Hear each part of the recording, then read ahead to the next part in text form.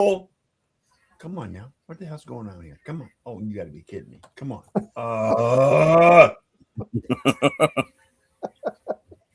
right. I'm closing on Instagram. It's not going to happen, but it's all right. I got Facebook. It's all that matters. Sorry, IG. Yep. Anyway, no intro because Elliot is sick. Wayne is substituting for another teacher. Make sure I got this muted. Okay, it's muted. So it's just going to be Ken, Derek, and I tonight, guys. I have to start the show off with something I do again annually, and it goes like this: 32 teams, 7 rounds, 224 young men who today are about to become players in the National Football League. A day where lives are changed, fates are decided, dynasties are born, and the clock is always ticking. Of course, I'm talking about Draft Day. That's quoting Chris Berman from the movie Draft Day. So here we go. A draft starts in a half an hour. Get your popcorn ready. Get your whatever alcohol you decide to have. Get it ready as well. Let me share this on. My pregame hot dogs have been consumed. Your pregame hot dogs have been consumed. Yep. I need to share this. I cooked up a nice ham at the beginning of the week so that I could use that for all my meals, and so I had that, and I got a full meal, and I'm ready for this draft. I heard something about only 10 picks though, and I think we're cheating people. I think we need to do all 32 picks. Well, this guy has to get up at 5:30 tomorrow morning. Yeah. I don't think my sphincter agrees with you. We'll go and see how long it takes. I mean, we could be on air for a couple hours, 2.5 hours. They'll probably get through half the draft. Remember that first one we did? I mean, that was a marathon one with you and Nick. Yeah, with Nick, and that was fun. But I was spent by the time we got to the last. You were so trashed and so just you were just not doing very well at the end of that draft. I sent that tweet into our chat earlier in the week where that was the draft where Tunzel had the gas mask on, and we're doing the show, and we're wondering why is he slipping in the draft? What the hell is he doing? And then all of a sudden we saw it, and we're like, oh, that's why.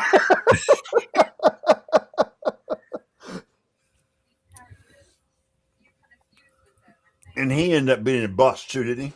Derek? No, he's still in the league. I mean, I don't think he ended up being, he wasn't Walter Jones or Orlando Pace or anybody like that. But I mean, he's been a serviceable tackle. He got traded from Miami to Houston. He's now in Washington, so he's not a bust. I mean, but he didn't end up being a generational tackle either. Right. But I saw a really interesting stat. I was doing some research for the draft, and I'll give credit to where I saw it at NFL Stats. They had a tweet of the Hall of Famers and what rounds they were drafted in. And what I thought was kind of interesting about it is everybody says, oh, the first round, it's important, but, championships are built in the other rounds. And, that's where, you got to worry about all the other rounds.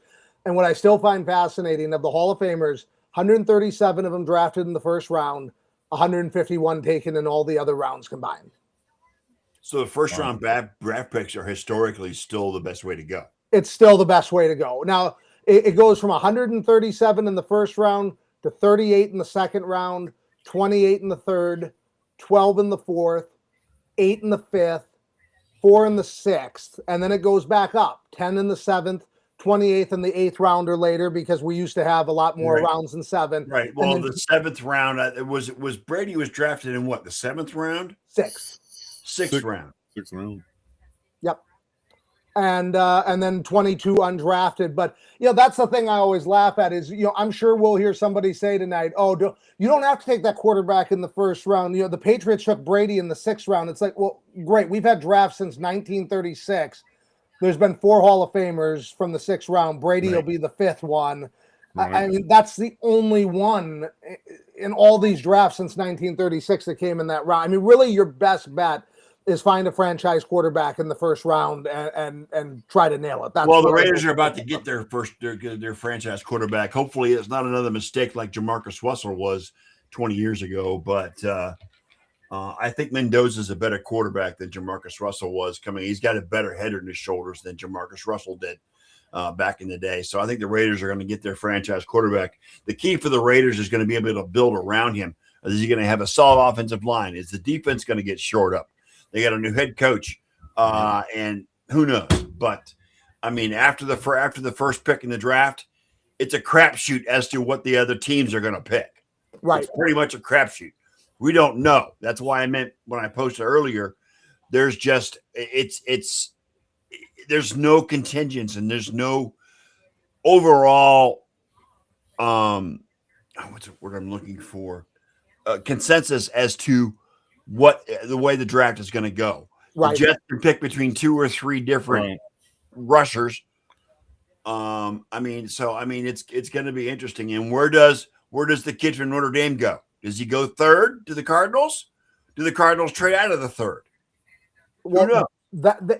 With Jeremiah Love, he's the most interesting player to me in this draft as far as where he lands, because there's so many ways that he could land with whatever team he ends up being. Because you could have the Cardinals just take him at 3, right? You could have the Titans just take him at 4, right? Or you could have somebody trade up with one of those teams to try to land them, and then the Cardinals or the Titans acquire more picks. And I mean, that's what's going to be interesting about this draft. I was listening to the GM Shuffle, and they said that they had 12 guys in this draft with a first round grade. One had 12, the other had 14. Yeah, this is a weak draft it is a weak draft. Yes, by most experts' right. Opinions.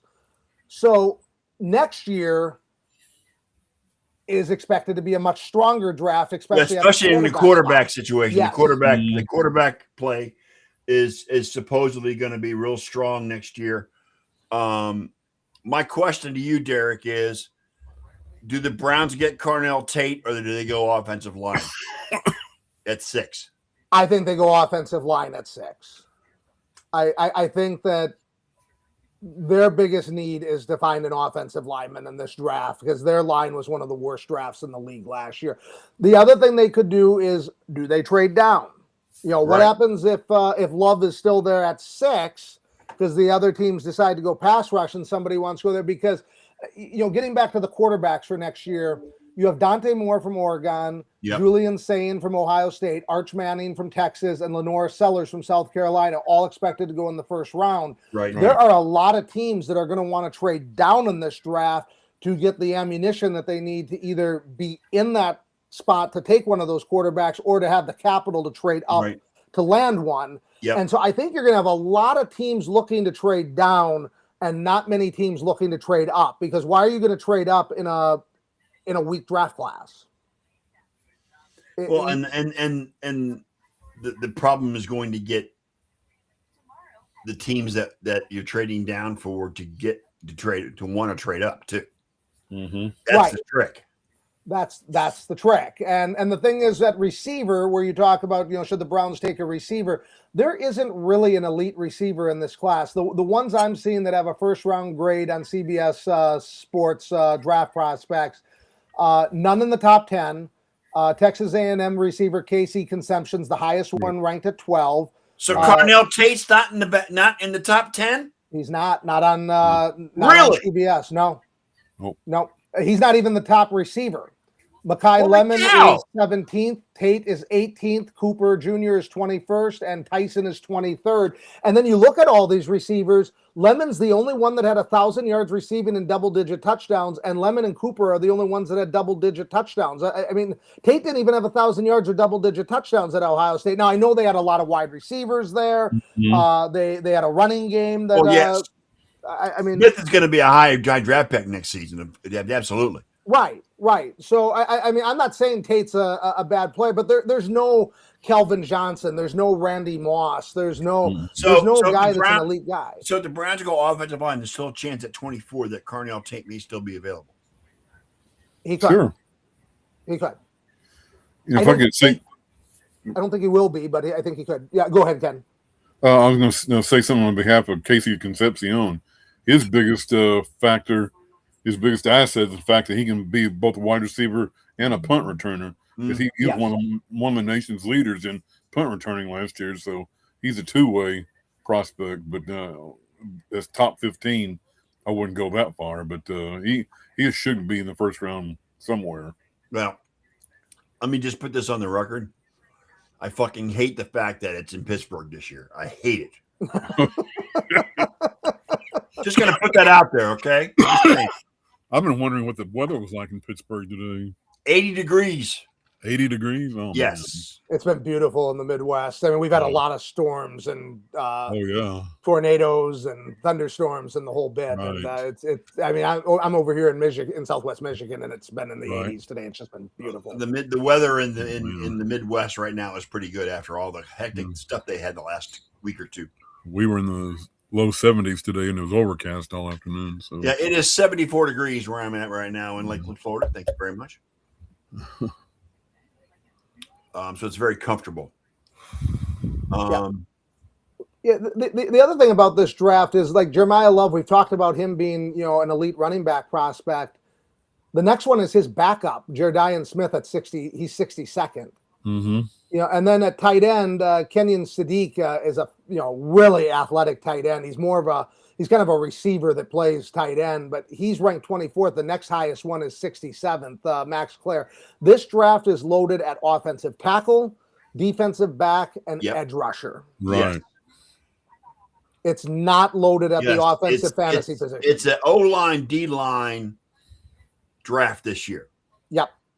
It reminds me of that first draft that we did way back in the day with Nick and all the people that were on that draft show, because that was a defensive tackle draft and it was an offensive was line that? Was draft. that like 2015, 2014, something like that?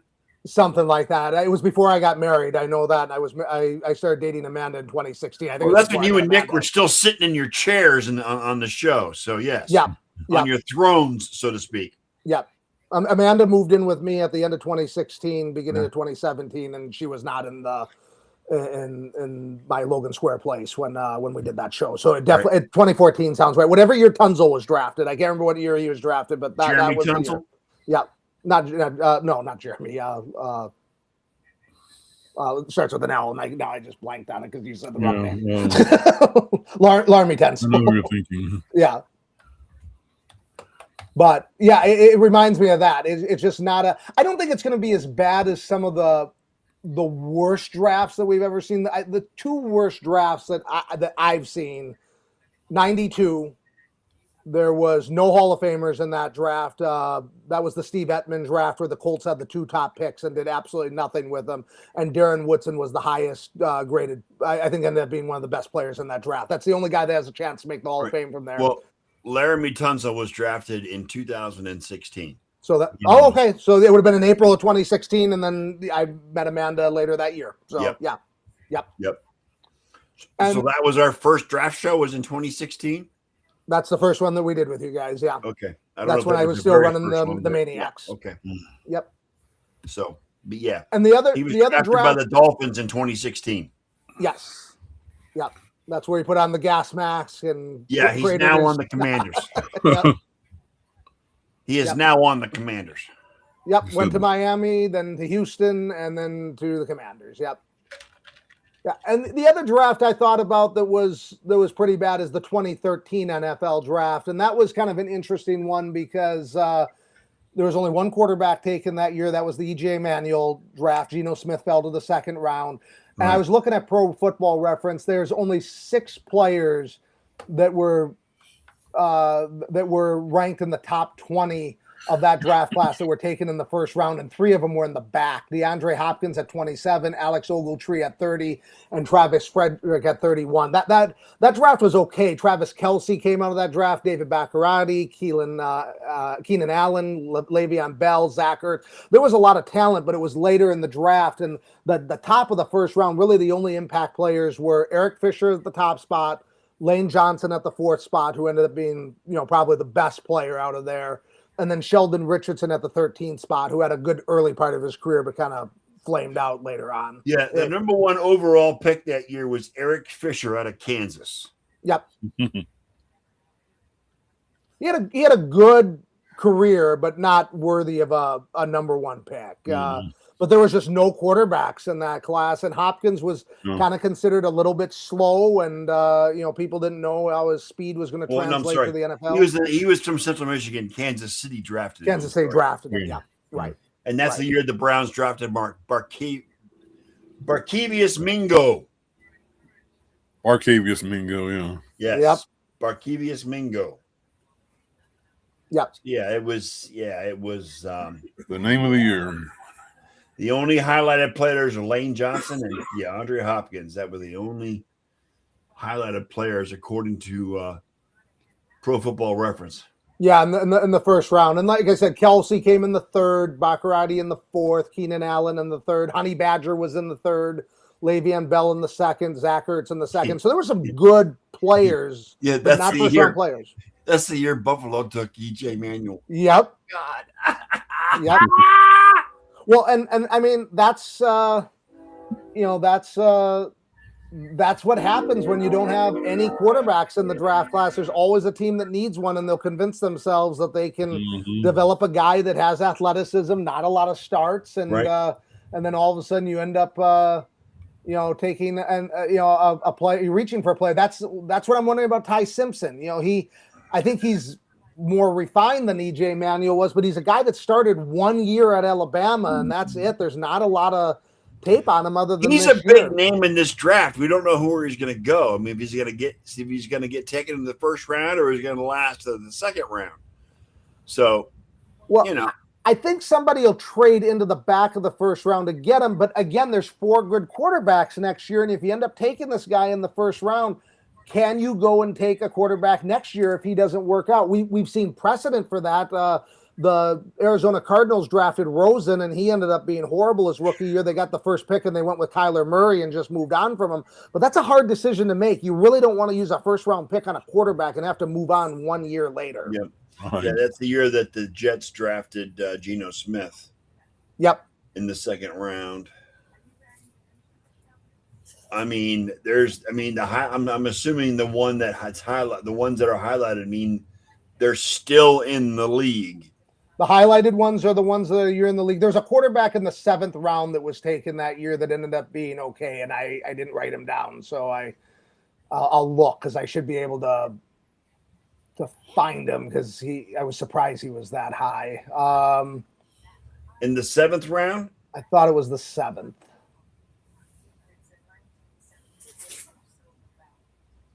BJ Daniels. Let me look. Sean Renfree. I don't see it in the 7th round, brother. Josh Allen. Vikings. Justin Jefferson. Brad Sorensen. Matt Barkley. No, I must be thinking of a different draft. No, there isn't one. There really isn't. There isn't. The only good quarterback in this draft was Geno, pretty much. And he was terrible with the Jets. He ended up resurrecting his career in Seattle. Yes. Right. Landry Jones, drafted by Pittsburgh. Tyler Wilson by Oakland. Yep. I'm thinking of a different draft. I looked at a couple drafts, and I'm thinking of a different one. Matt Barkley with Philadelphia. Yeah, this wasn't a very strong quarterback draft, guys.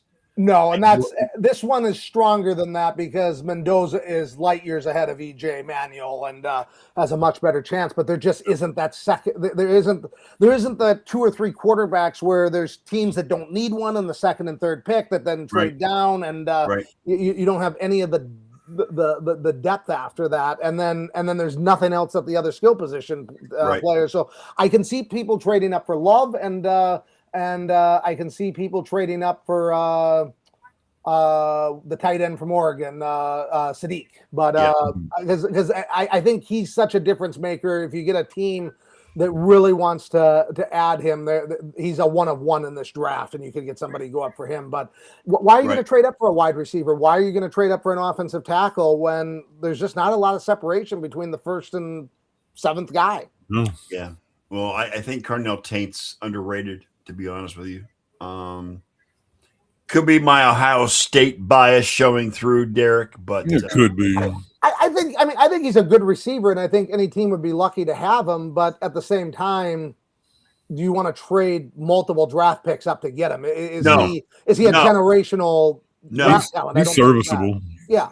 No, and to be honest, I don't think he's worth a number 6 pick either. But He'd be a solid WR2. If he's there at 24, I want the Browns to take him. Oh, absolutely. I mean, if the Browns got a tackle at 6 and could get him at 24, I mean, they would be ecstatic just over the. Even if they would trade up a few spots to get him as well, be still on the board, like the 18th or 19th pick in the draft, I wouldn't mind him doing that. And I think you're going to see I think there's going to be a lot of trade activity in this draft, but I think it's going to be small moves. I don't think you're going to have teams going from 15 to 5. I think you're going to get a lot of moving from 20 to 17, moving from 24 to 21, where there's a player that you have an eye on, and because it's a weak draft, it's a little cheaper to trade up. And, they might be like, you know what, I'll give up a 3rd or 4th round pick in this draft because I don't think it's that good anyway. I'd rather get the guy I want than have that extra pick. Right. Well, I know Jerry said today that he's been in touch with several teams, but he didn't specify which ones. So Jerry said he's going to stand pat with where he is. That's what he said. Well, he says lots of things, so none of which are true.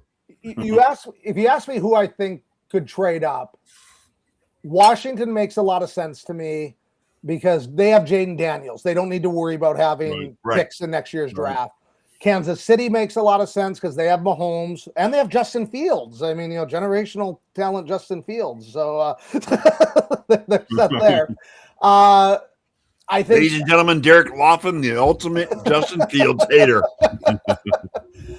I think Dallas would be in the market to trade up, even with what Jerry said. Baltimore, because they have Lamar Jackson. I can see them maybe trying to trade up. Those are teams where maybe they feel like if there's one player that they think is above everybody else in this draft and they can have them, maybe that makes them a playoff team.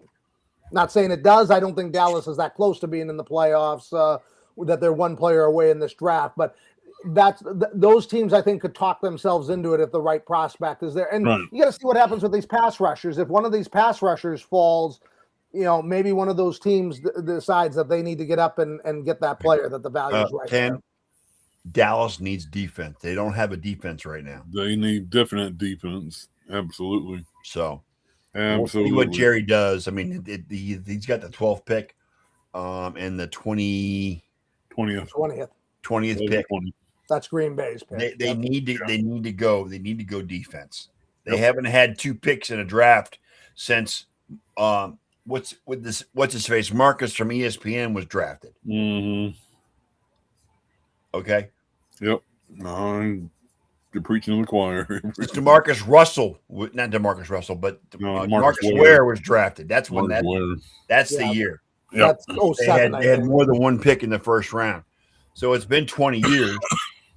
I don't know that Jerry knows what to do with 2 picks in the first round. I don't know what he does either. So, where are you looking for Green Bay, Derek? Nothing. They're not on the board tonight. Micah Parsons is their first round pick. Yep. Oh, that's right. So they have no first round pick. All right. They had 20. You're biding your time. So Annie's going to be quiet tonight. Is that what you're saying?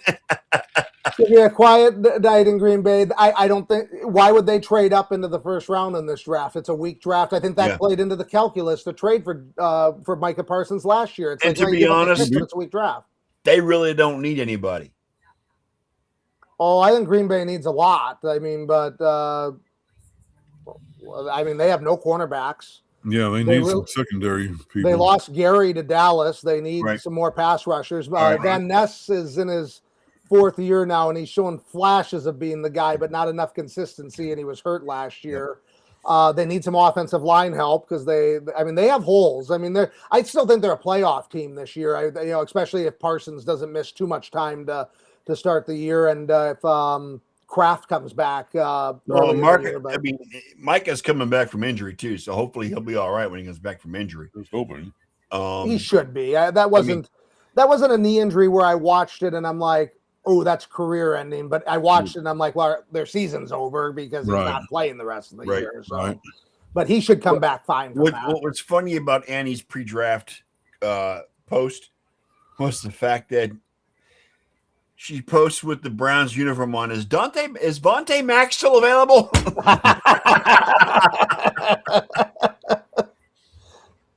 But yeah, I watched that movie tonight. After I got off work, I watched it. It's still a great watch. It's been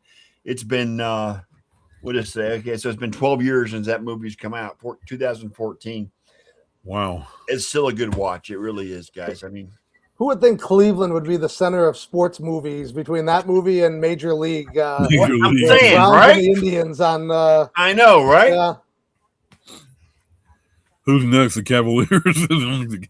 Well, they could do a documentary on the 2016 Cavaliers. They lost when they won the freaking championship after being down 3-1. But yeah, I mean, I don't expect too. I mean, people are talking. This is going to be a night of surprises. But there's not a lot of talent there, guys. There really isn't. Nope. So, I mean, that's why I said going into this draft tonight, there's so much so much to be unpredictable as far as nobody knows what's going to happen. Nobody knows which defensive player the Jets are going to take. Nobody knows what Cleveland's going to do with the number 6 pick, whether it's offensive tackle or they're going to go with Carnell Tain at 6. Because he's been rumored to go number 6, which I don't think he deserves to be number 6 after talking to you, Derek. But they shouldn't take him number 6. If they do, that's a reach. That's he's a good player, but I mean, there's just they need to take a look at these linemen, figure out who they think is somebody they can build their line around, and take that person at 6. And the sad part is, it looks like number 4 may be the starter at the beginning of the year next year too. Well, I mean, you got Pro Bowler Shadir Sanders. I mean, why would you? Yeah, Pro Bowler after 4 guys left before he got it. So yeah. He shall not be named. I don't know if Watson's going to play or not. We'll see what they do. I mean, what happens if they play him and he gets hurt? You mean like the last 4 years? Yeah. I mean, it's just going to make it that much harder to move on from that contract. Right. I mean, they need to get off that contract, and playing him and having him get hurt, it creates the worst NFL contract in history. Yes. I mean, even worse than the Herschel Walker trade for Minnesota. I mean, come on. Well, the Herschel Walker one was worse as far as the draft capital they gave up, but this one, it's the draft capital combined with the contract. I mean, it's 3 first-round draft picks. They were all high. Yep. Oh, I know. He got the NFL's Bobby Bonilla contract. There you go. Right. So, did you see that meme I posted today, Derek? I did not. About the guy with the first round draft pick, and he looks depressed because he looks down on his phone and sees a New Jersey area code. My favorite draft moment of her is when that picture went viral of her next to Bryce Young, and they were the same size. As soon as I saw that, I'm like, you can't draft that guy. I'm like, you got to take CJ Stroud. I'm like, there is no way you can take a guy that's as big as a female reporter for me. Oh! I mean, this is off topic. I'm going to go there, but the sports nerds have not addressed this issue. What are you thinking about the Vrabel Rossini issue, Derek? I don't care. Yeah, I don't either. It's much ado about nothing. Yeah. The way I look at it, that is between her and her husband and Vrabel's wife. It's a personal matter. What makes me upset about it is, I hear about the integrity. she could be getting inside scoops. She could You know have what? inside Rossini information. got run through the friggin' ringer on this whole deal. Yep. Well, okay, but what about Brady calling games and being a minority owner for the Raiders? Yeah, Right. What about Matt? What about I Matt? think that's crazy too. What about Matt Ryan and his advisory role with Atlanta? What about Troy Aikman? Troy advising Aikman in Miami. What Yep. about the league being partnered with every gambling site under the sun? Exactly. I mean, we have all these integrity issues in the NFL that everybody just kind of skirts around because it's like, who cares? But we're going to worry about who's banging her. I mean, really? Right. Like, Yeah. at the end of the day, the NFL is an entertainment business. Yep. And I mean, when the thing is, you got people that are more worried about this story than what happens with our news media reporting on news stories that actually impact people's lives. I mean, Right. this is not, I mean, whether she gets a scoop on the AJ Brown trade and whether that's going to happen with New England, I mean, doesn't impact. It's nothing. It's absolutely nothing. It's scandalous, and people want to talk about it because it's sex Right. and it's an affair. Well, And it's, I will behind say closed this. doors, but it means nothing. I will say this. I have a lot of respect for Diana Rossini's work ethic. What Yeah. she's done over the years in her job. She's done very well. She's a highly respected reporter from her time at ESPN to now with the Athletic. Now that she's quit the Athletic. No, she got fired. She got fired. No, she actually resigned, Ken. Oh, she resigned? She sent a Oh. resignation. She letter to resigned the before Athletic. she got fired because they were going to Okay. start an internal investigation, Right, and it just so- wasn't going to go well. But the thing is that Vrabel is not getting any backlash on this. He made an announcement today that he was going to go into a canceling this weekend. He's going to miss the third day of the draft. But at least Diana Rossini, she can fade off into the background and not do anything, and she can deal with that issue on her Mhm. own with her husband and kids at that point. So I feel bad for Diana that this came out. I have a lot of respect for her reporting and a lot of respect for what she does and with as far as the NFL is concerned. It's another one of those another one of those TMZ moments, if you want to go that way. Okay. Yeah. I They can't didn't stand think the TMZ. cameras were going to be there, and they got caught. And Any drama they can bring Right. up regarding whatever Exactly. sport it is, they're going to go with. right. I mean, but you talk about integrity of the game too. What about Clarissa Thompson from Amazon when she admitted in a podcast that she used to do interviews on the sideline? She couldn't talk to the coach; she just make up what they said, and Yeah, and she just did sit that. there- Right. Exactly. Yep. I mean, that's why I'm like, people are just getting all upset, like, this insults the integrity of NFL journalism, and I'm just like, give me a break. There's so many other examples of integrity questionable reporting. So I mean, it's Yeah. oh, fuck you, Pittsburgh.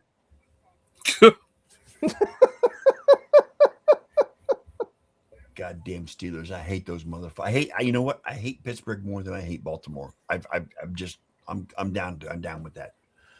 I've always hated the Steelers more than the Ravens, even though the fact Art Modell took the Browns and made them the Ravens. Fuck the Steelers. Welcome to my TED Talk. Anyway, I like every year you pick them to finish last place, and every year they have a winning record. last year I did, and they just pissed me off that they did so well. Yeah, you're right. You're right.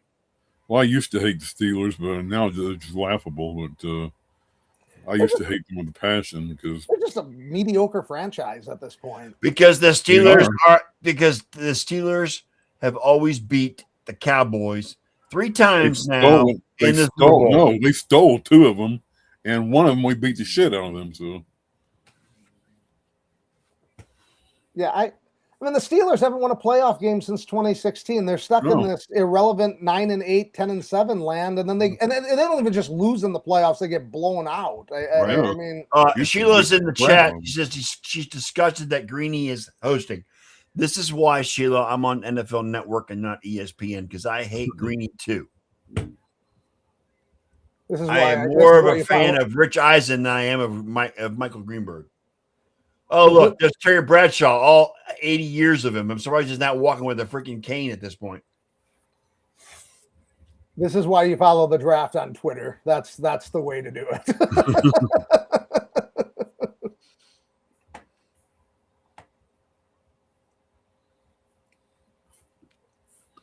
Well, yeah, because Twitter's going to have the draft picks before everybody else does. Absolutely. You got Lynn Swan up there. You got, what's his face? Oh, God. I think it's Heinz Ward. Thank you very much, Heinz Ward. Yes, Sheila, Rich is so much better. You are correct. Despite the fact that NFL Network is now a member of ESPN. What's funny is I was on ESPN2 this morning and Good Morning Football came on at 8 o'clock this morning. Oh, God. The Raiders are on the clock. Yes. And we're off. So who do they take? Oh.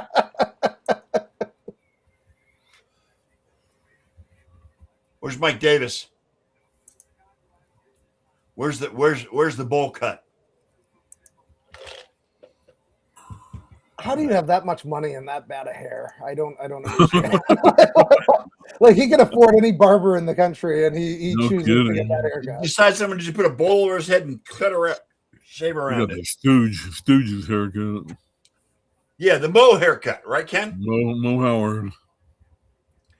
Yeah, Sheila says the pervert Bradshaw. Thank you, Sheila. I'll be right back. Talk amongst yourselves. I'm just going to mute me. I'm not going to. Ken, what do you think of Mendoza? Do you think he's going to have success right away in the league, or do you think it's going to take him a little bit to develop? It's going to take him a little ways to get started, but he'll come around. He'll be. The thing I admire most about him is the fact that he is staying home with his parents tonight, and that's showing me class because he wants to stay home with his mother. His mother cannot travel. So, I mean, he's taking that into consideration. Like you saw what he did with the Heisman Trophy speech. And he's, for lack of a better word, America's sweetheart right now. So Right. I think he will eventually come around. It's going to be a very big change for him because we're going to see what the Raiders do tonight other than him, because they're going to need to bolster that offensive line big time. And that's going to be the key to his progress, is how well he is able to stay in the pocket and have that release. Because if they don't do something, I mean he'll get killed like Joe Burrow did. Well, or Andrew Luck. I mean, and both Andrew those Luck, guys were exactly. taking number one and had to play behind Exactly. bad offensive lines. Yep. Exactly. I heard a good comp on him. They said, he's not the fastest guy, but they said, Patrick Mahomes really isn't the fastest guy either. No. But he's always faster than the guy that's chasing him. Exactly. He's as fast as he needs to be. He's as fast as he needs to be. And that's kind of what they said about Mendoza. He's not going to gain 1,000 yards like Lamar Jackson. No. He's going to run outside the pocket and be fast Right. enough to make plays off there. And they just have not. I mean, you figure, this franchise had Rich Gannon in the early 2000s, and then they had a couple good years of Derek Carr, and then he got hurt, and he really wasn't the same after that. And otherwise, this has just been where quarterbacks have gone to Exactly. die. It's a quarterback graveyard. Well, yeah. Rich Gannon got him to a Super Bowl, but that didn't work out very well for Rich Gannon at that point. So, well, it doesn't help when Gruden knows all your audibles. Exactly. Because they were using the same lingo. They were using the same language. Yep. Yeah. That wasn't really fair.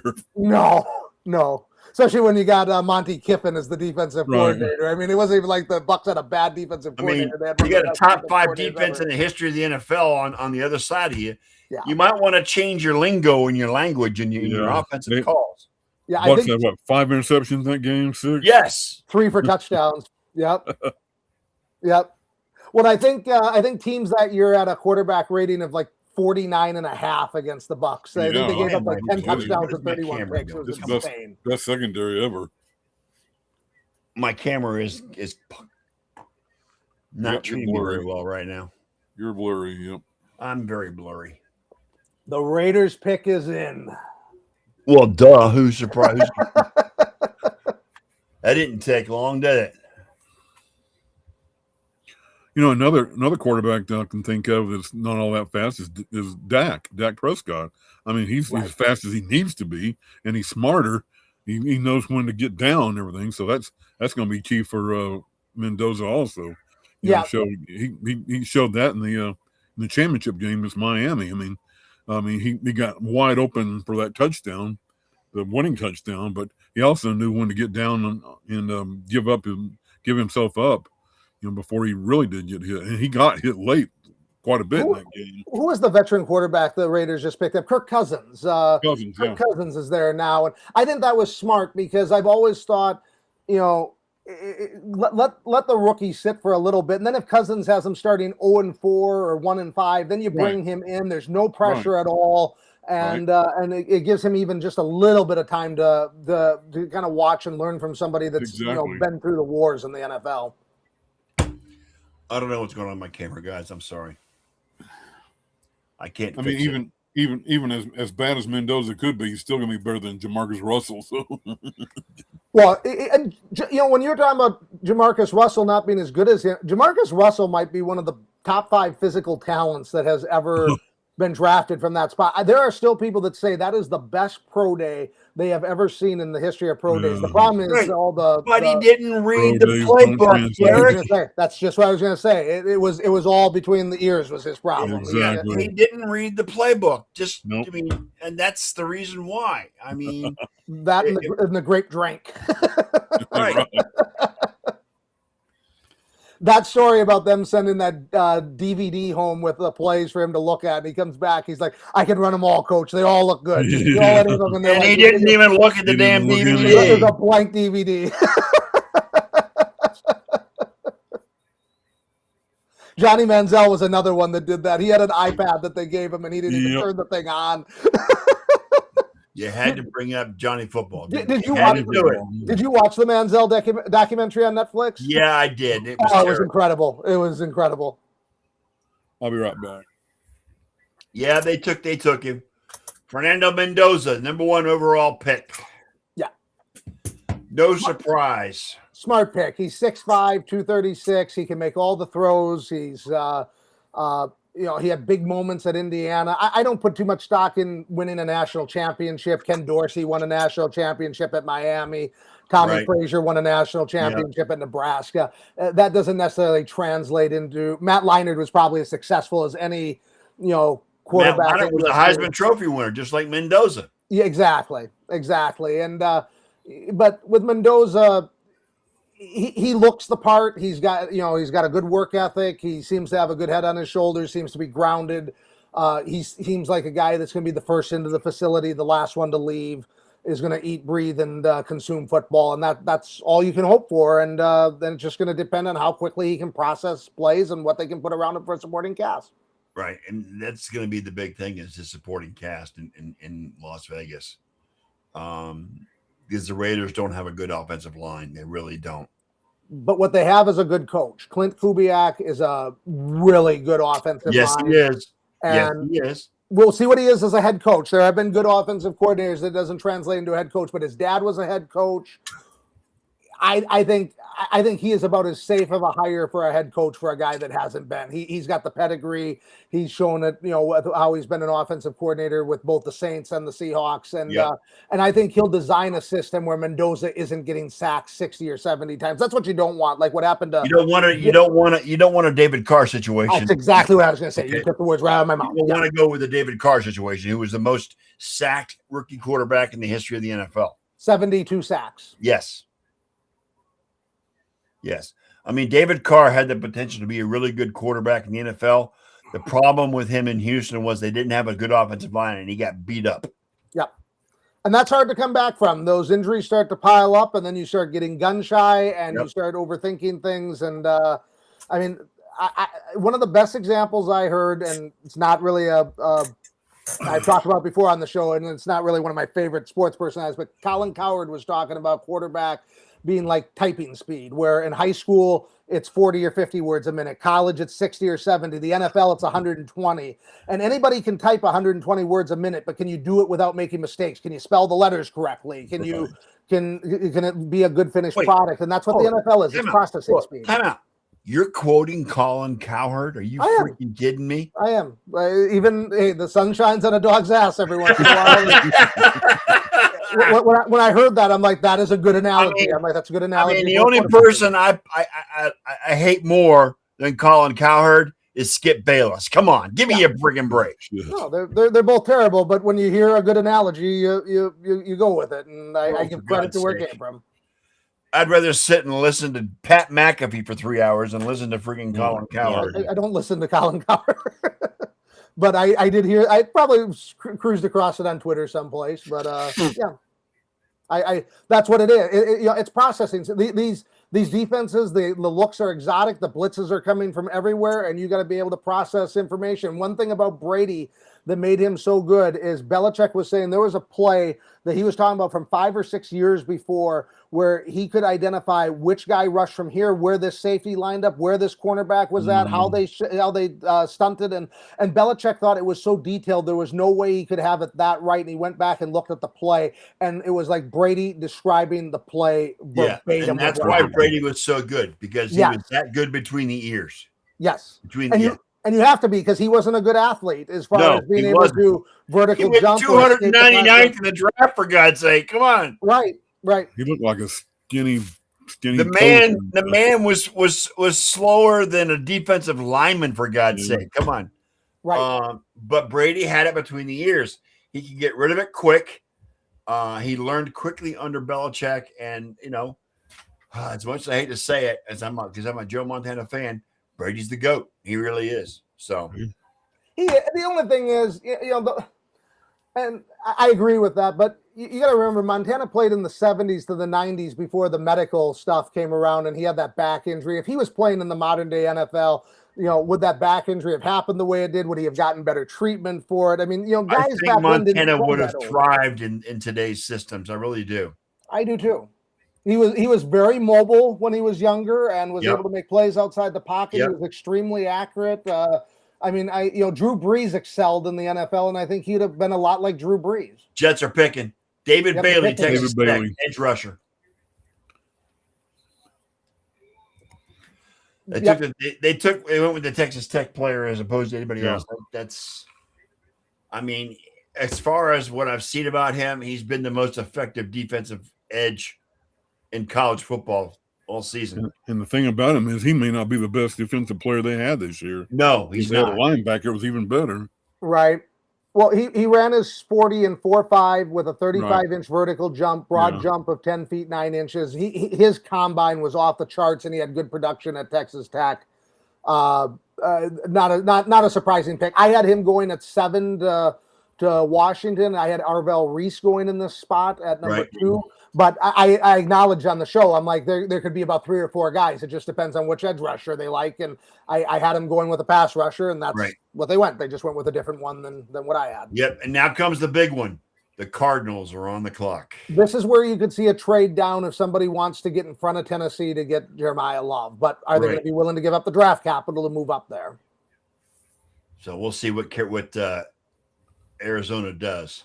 I saw a mock that had the Giants taking Jeremiah Love. I wonder how expensive it would be to move from 5 to 3 to get in front of Arizona and make sure they got him. And which I think is kind of interesting because they just got out of Saquon Barkley, taking him as the second pick and got all that backlash for it. Are they not now regretting that decision to get rid of Saquon?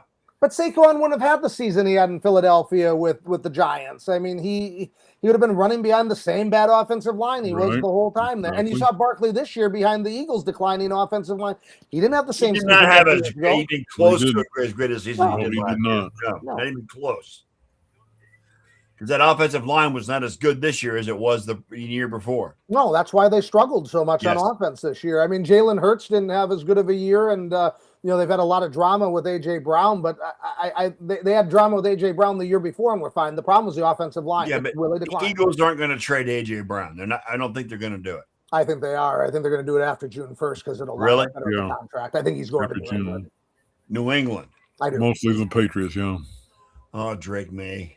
The sleeper team to watch is the Rams. I could see the Rams trying to sneak in on that too, but I think the Patriots makes a little more sense because May's under. They'll have Devontae Adams and AJ Brown. Is that what you're saying? That's what I'm Possibly. saying. Yeah, but Yeah. Wow. Yeah. How huge would that be? Be pretty Well, huge. Who's I mean, wide receiver one in that lineup? well, One neither and one of one them would in. be the wide receiver one because Nakua would be the number Nakua, one. yeah, Exactly. Nakua. You're right. But I got you. mean, the thing is AJ Brown going to thrive in that? He doesn't get the ball enough in Philadelphia. How many targets are you going to be able to give him with those other No two guys? kidding. That's a good question. That's a really good point. That's why I think New England makes a lot of sense because they signed Romeo Dobbs, but I don't think Romeo Dobbs is a number one receiver. I think he's a No, good number he's not. two. No.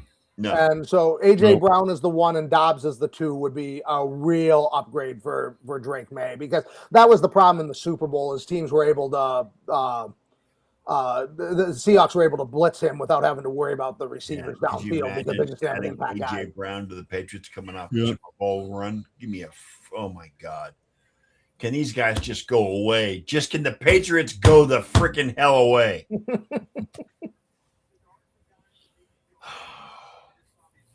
I was upset when Vrabel signed with New England because I knew, God, they're getting a good coach. You know what I'm saying? But it is what it is. This is interesting. I'm looking at CBS Sports. They gave the Jets a C- for taking David Bailey. Really? They did. Already? Already. They said he's a hot and cold run defender, and he struggles to set the edge. The Jets, unfortunately, already have one of those in Will McDonald. Wow. Wow. That's going to be interesting to see. Hmm. Yeah. I mean, I don't know if I would give that a C-. I mean, he was in most mocks I saw, he was a top 5 to 7 pick. But that's pretty harsh. yeah, that's Mike Renner on CBS Sports. He does not. Let's see. I mean, the Cardinals are on the clock. They got less than a minute and a half to go here. Let's see. Pick is in, and they didn't trade it. The pick is in. Pick is in. I haven't seen what it is, but CBS is saying the pick is in. Let me see. I haven't seen anything yet. Hey, Ken. Yeah. Nice shirt. Hey, thanks. one of the kids I walked across today. Yeah. Said, "You recognize anybody on here?" He looked at it and goes, "Is that you?" I said, "Yep, that's me." Yep, and all 10 of our friggin' fans. That's okay. Yep, that's right. I'll tell you something. I've been thinking about this. I'm trying to figure out who Jeremiah Love reminds me of, and I really can't think of anybody. I mean, offhand, as far as, he's got excellent speed. I mean, Well, he's a power runner too, Ken. He is a power runner. He's got more speed than Scattaboo. And he's as powerful, but he's not a wall banger. I mean, he's got great upper body strength, but yeah, I mean, because he can also play in the receiver spot, and that was what Marshall Faulk could do, but he doesn't remind me of Marshall Faulk. Marshall was way faster than him. No, Faulk was more of a finesse runner than a power runner. Here we go. Here we go. Jeremiah Love. Was it? Yep. I'm behind you, but that's okay. Okay, yeah. Cardinals got Love. They need him because they don't have a good running game. So really not too surprising. No, it's not. Well, and I mean, they're going to be in the market for a rookie quarterback next year. I think. I don't think they're going to go with Jacoby Brissett again, unless he just has a stunning year. And so, I mean, what a good situation to put a rookie quarterback in the 2027 draft class, because you're going to have Love at running back, Harrison at wide receiver, and Michael Wilson showed flashes. I mean, that's a really nice trio of skill position players. What do you think of Marvin Harrison Jr. in his NFL career so far, Derek? I mean, is he underachieving in your mind? I don't think he's underachieving. I don't think he's had a quarterback. I've never been impressed with Kyler Murray. He likes to play Call of Duty more than he likes to study NFL film. And Brissett is a good quarterback. But he's not great. And it doesn't surprise me that they rely on McBride as the tight end, because usually when guys don't have strong arm strength, they rely on the tight ends, the running backs, the underneath throws. And Harrison's got deep speed, and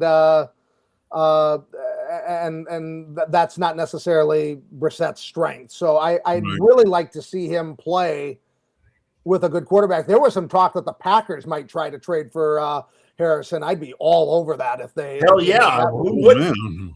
No I mean, kidding. I mean, come on. Really? That's one trade I would make for Pickens. I would I take. mean, could you Pickens imagine straight Jordan up Love with, throwing to friggin' I mean, come on. Really? I can't imagine it. I can kidding. imagine it a lot. I mean, Marvin Harrison Jr. is as good as his dad was coming out of college. He's as good as his dad. Yeah. He's just in the wrong system. He's got the wrong Exactly. quarterback. right. The one thing I don't like And again, about that might be my Ohio State bias coming out again, but I feel that way. the one thing that CBS gave this one a C plus. So Mike Renner not impressed with the draft early on, but his point was they'll burn the most productive and cheap years for a player at a position with an already short career length, and that is Jordan Love. Does this guy Jeremiah Love? Does he going too early? You think? well. I don't know if it's that he's going too early, but Arizona doesn't have a line. They don't have a quarterback. It's going to take him a couple of years to get that. And so his point is by the time they're ready to compete, they're going to have burned through the best years of his career. Plus, they're probably going to give him the ball 300 times. Right. And you times think they because take he's quarterback, they try to go for a high picked quarterback next year? I think so. I think they have to because they're not going to be very good this year. Well, they're going to go for they're going to try and get the Arch Manning sweepstakes. Well, they'd have to get the number one pick, I think, in order to get him. You think Arch is going to be number one overall? Right now he is. Yeah, I think so.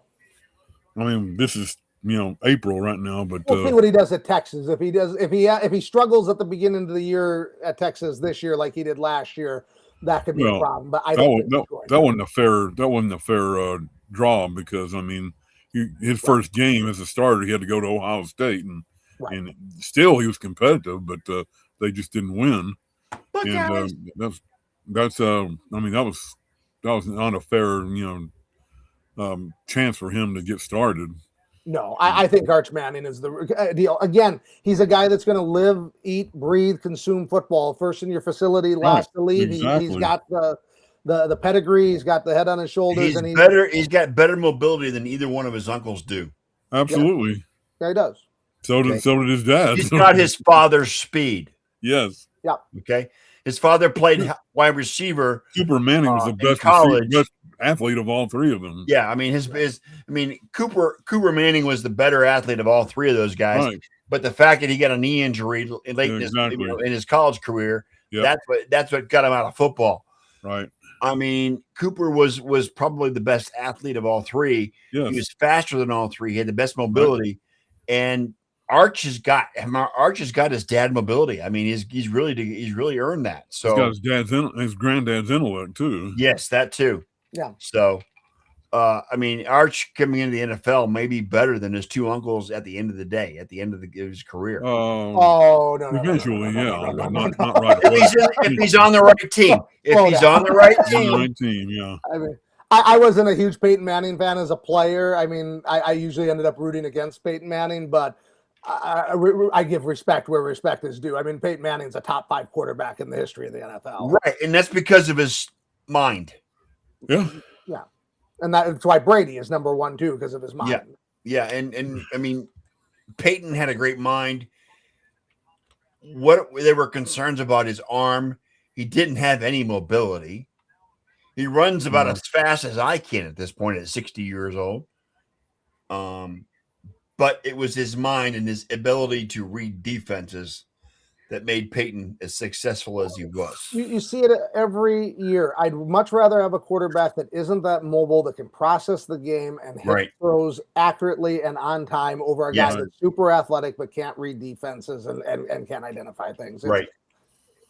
And let's face it, Eli was the Walter Mitty of NFL quarterbacks because his claim to fame is 2 Super Bowl wins over Tom Brady, and that's about it. Right. Yeah, I don't. Does that make him a Hall of Famer? I don't think Eli's a Hall of Famer. I really don't. I think the back end of his career was horrible. 500 records, never really led the league in any statistical stats. He got beat up in the last half of his career. He got beat the hell up. He did. Carnell Tate just went number 4. Woo! What? Carnell Tate just got number 4. Tennessee? That is a reach. That is a reach. And don't spoil the picks on me, Ken. I'm about a minute and a half behind No, you. I'm sorry. No worries. I figured you'd want to know. Cornell Tate going to the Titans at That number 4. I listened to a mock yesterday that had him going around 18. Right. And I my mock, I had him going to the Dolphins at 11. I mean, and at the end of the day, if he ends up being Ward's featured receiver and ends up, making 5 Pro Bowls and, not Shedeur Sanders type Pro Bowls, but real Pro Bowls. Right. But you know what? The Titans are a terrible team, Derek. He's not going to thrive in that system. Come on. Well, why won't he thrive in that system? He's going to be the featured receiver with a guy that was the number 1 pick last year. He better thrive there. That's right. What kind of a grade did Renner give this one? He gave it a B. B? Oh, wow. B. He said that Tate is exactly what the Titans don't have on their roster, a rangy outside receiver with elite hands and crisp route running chops. He'll be a Cam Ward favorite from day one. While he doesn't fit the physical profile of a usual top 5 pick at receivers, beggars can't be choosers. Yeah, well, I'm just hoping the Browns are in a position to get Jeremiah Smith next year. That'd be freaking awesome. I'm a little surprised because I thought with Slaya being there and having a defensive background and all these edge rushers, I thought that his first pick would be on defense. Right. But I think they saw how much Ward struggled last year and they had absolutely no skill position help for him.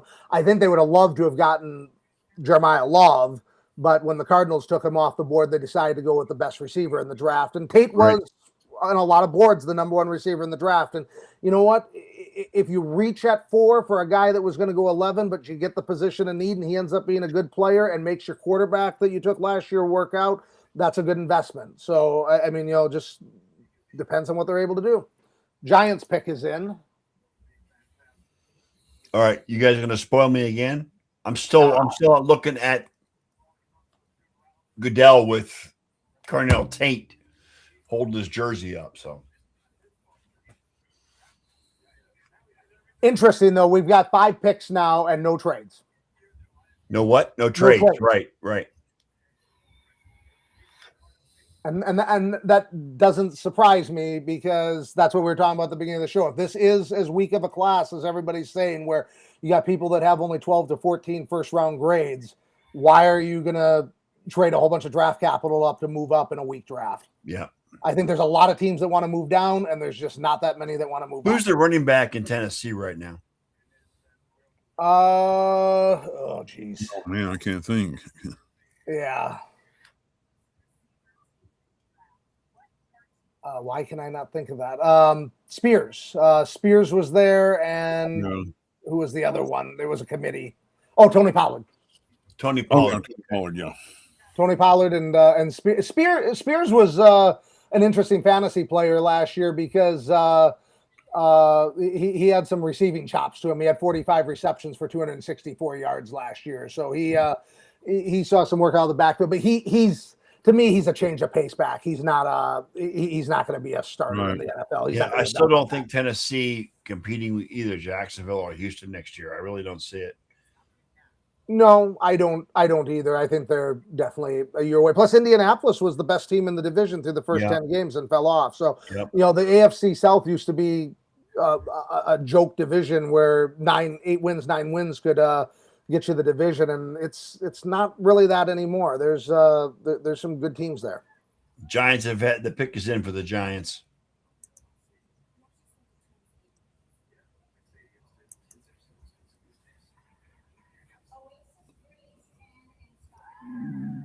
KC traded up to 6. All right, and that was one of the teams we talked about that could trade up. That's with the Browns, and the Browns dropped to 9.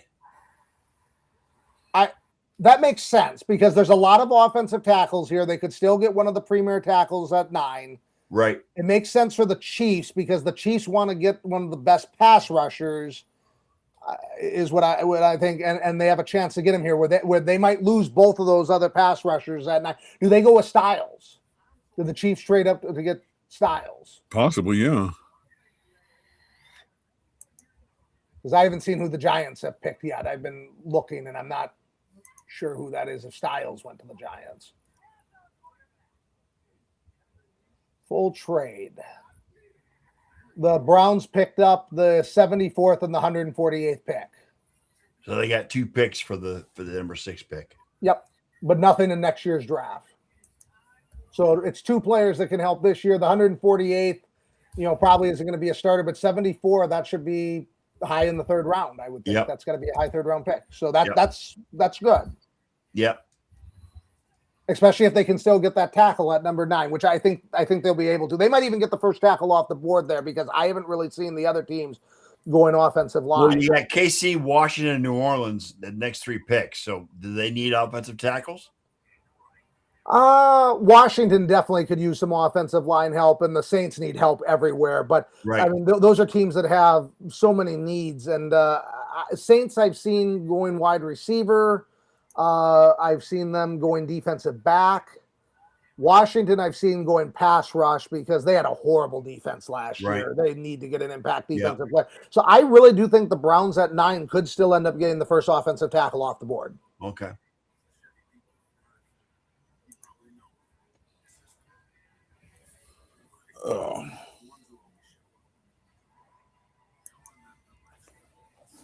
Let's see what Brown's Twitter is doing.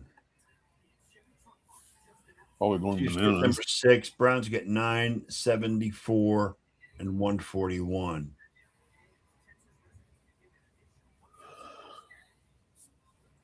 Okay.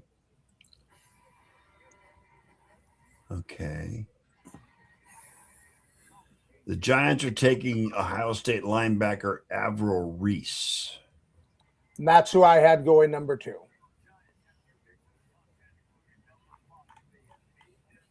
I mean, the athletes on Ohio State's defense. I mean, this guy, 4.46 640 at the combine.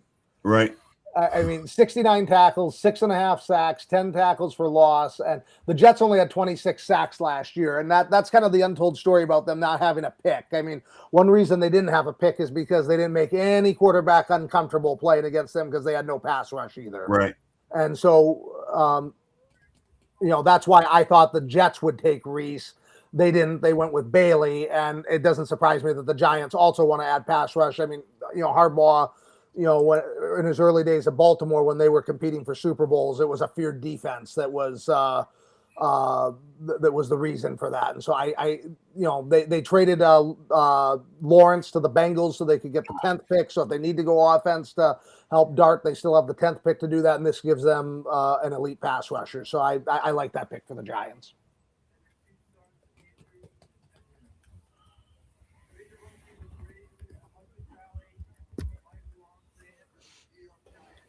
So then I think for the Chiefs, I would think this is to get Sonny Styles. That would be my guess. I've heard a lot of people saying the Cowboys need to get Sonny Styles. There's a lot of teams that need to get him. The only thing is, when I saw his combine, I joked with somebody. I'm like, why did he have so few sacks at Ohio State? I'm like, there should have been people that died on the field. Like Iowa should have had to send like somebody to the ER. But on their deathbed with the numbers he put up. I mean, that shouldn't even been fair. And Right. And the fact that he had as few sacks as he did, I mean, but on the other hand, too, Ohio State had so many playmakers on defense. Right. Sometimes that happens. And but the physical traits with him were just off the chart. Tell you what, that Ohio State, the entire team is full of NFL talent. Oh my God, yeah. They said they were going to be that way the year before when they won the national championship. They said the last year's team was going to be even better than the championship team. Yeah, well, they couldn't get past Indiana, could they, Ken? Get past Indiana, but They beat Michigan, but they Nobody couldn't else get did, past did Indiana. Everybody beat Michigan. Thank you, Derek. Yes. Go blue. Ah! But yeah, Styles 6'5", 243, 4.46 40-yard dash, 43.5-inch vertical. His 20-yard shuttle run was 4.26 seconds. Broad jump 11 feet 2 inches. I mean, that combine, people were just raving about it, what he did there. For that height, that weight, and to put up those numbers, I could see the Chiefs trading up to make sure that they replenish their defense by getting an impact pass rusher.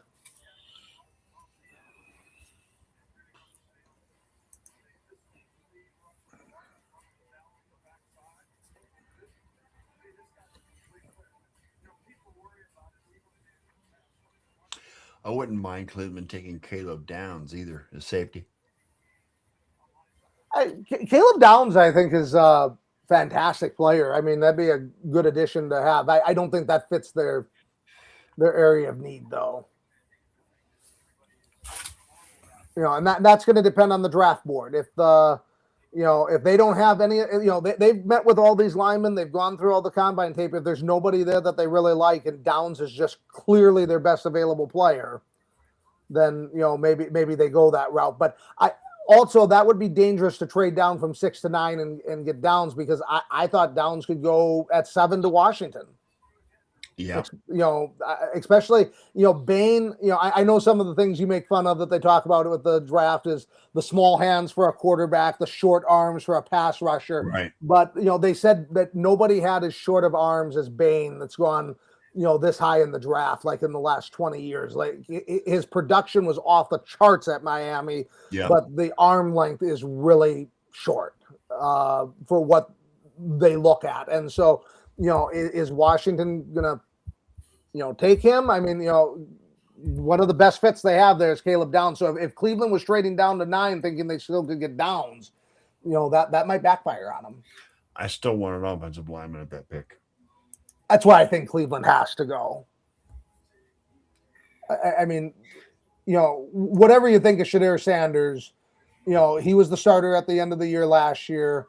He's got a good chance to start games this year. How are you going to evaluate him if you don't have any offensive line to block for him? Yeah, I mean, Brown's Twitter's going off on Andrew Berry. A 3rd and a 5th for pick number 6. Are you kidding me? So but they only had to move down to 9. They didn't move down to 19. And this is a weak draft. And so I think to get a 3rd round pick and a 5th round pick in this draft, that's what it is. Not all drafts are created equal.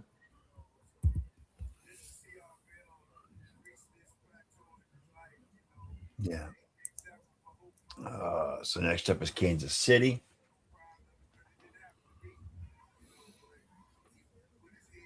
Reese under Harbaugh is one of those picks that just makes so much sense. Terrific, versatile player with a coach who will squeeze nearly every ounce out of his potential. That's coming from a guy I follow called NFL Philosophy. I don't know if you follow him either, Derek, but I've heard of him. He's a Tampa Bay former executive with Tampa Bay. He lives in the Tampa Bay area. The other thing about Reese, 20 years old. Young. Yep.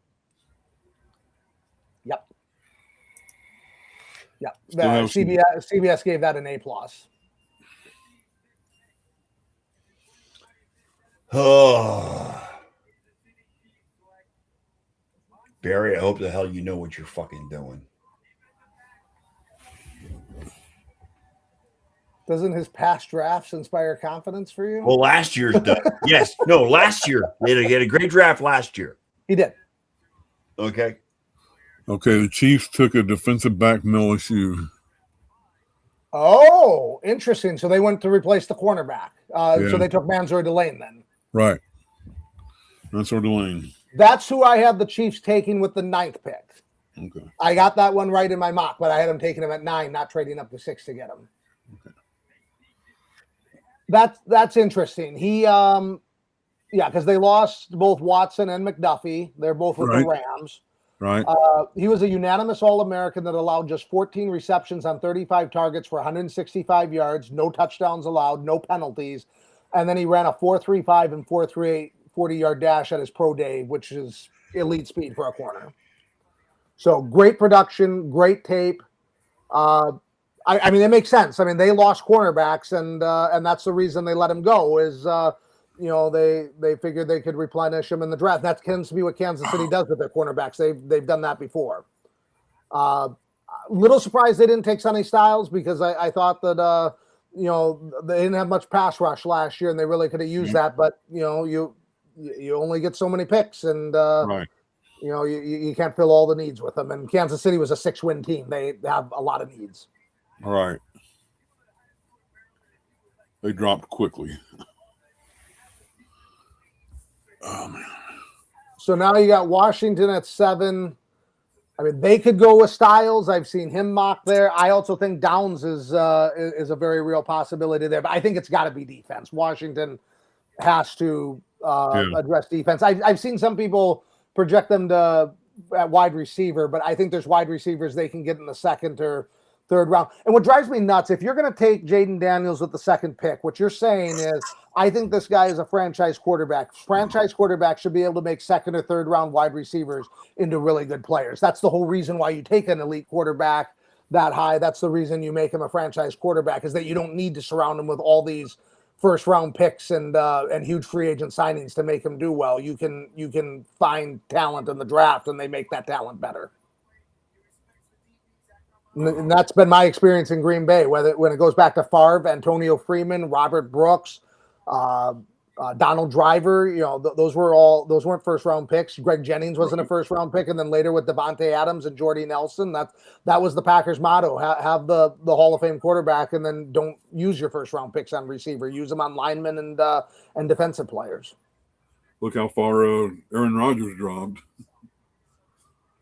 Right. I actually felt sorry for him that night because he just sat there in the green room and go, "What the fuck?" That supplied 20 years of motivation. Exactly. For him. I mean, that is one of the things about him, is he has excellent memory and he does not forget a single slight. Right. Exactly. Scott, you look like you're meditating there. I'm just biding my time till number 9 is all I'm doing, Derek. You're either meditating or stewing at what your Browns have done. Hoping that this trade is going to work out for us. You know what I'm saying? Well, you're going to get a lineman. I mean, there's 7 offensive linemen that I've seen projected to go in the first round. You didn't drop 7 picks down. There's going to be a good lineman to get there. God knows we need offensive line help. They might trade down again.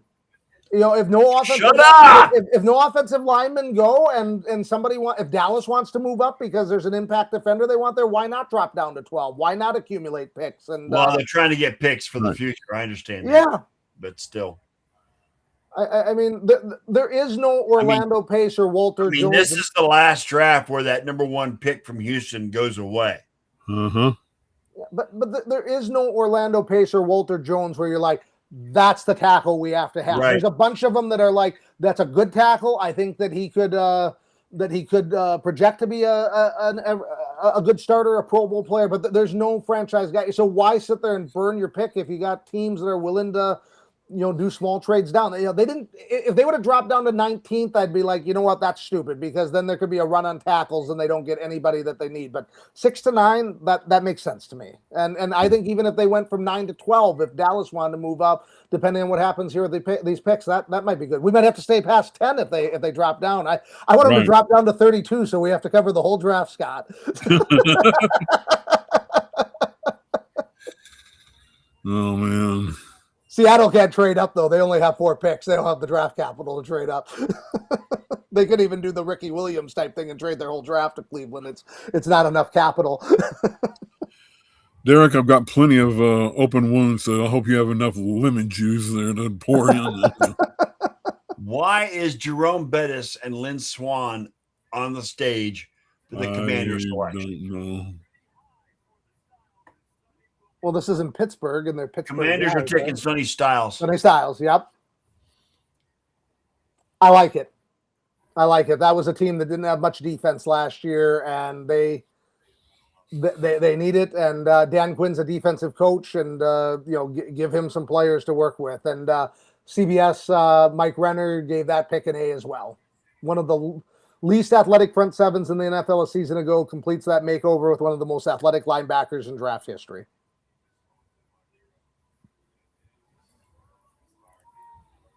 And the Saints, the best fits that I'm seeing for them are Reuben Bain Jr., Jermod McCoy, and Caleb Downs. So Cleveland looks like they are still going to have the pick of offensive linemen if they want it because, you never know. I mean, you never know where the teams are going to go, but it'd be an outside the box pick if they went with a tackle here.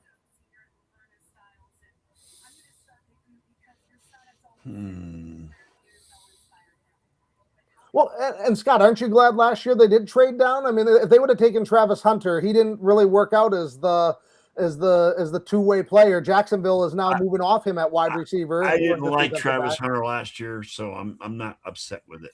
You were upset last year, though. I remember you just absolutely stewing during the draft when they made that trade down. You were that was an initial reaction. At this point in hindsight, it didn't bug me at all. So maybe this trade down, just an initial reaction. Maybe you'll end up liking this later in the year. We'll see what happens. I'm not going to hold my breath, Derek.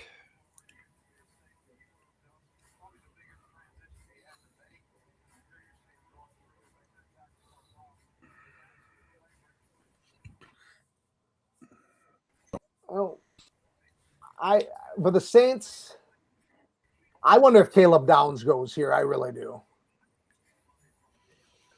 What do they need, though? Do they need safety help? They need safety help. They need cornerback help. I mean, they need their defense was not good last year, and I think they still got a lot of skill position players. They, Kamara is still there, even though he's up in age. They signed Antine from Jacksonville. Yeah.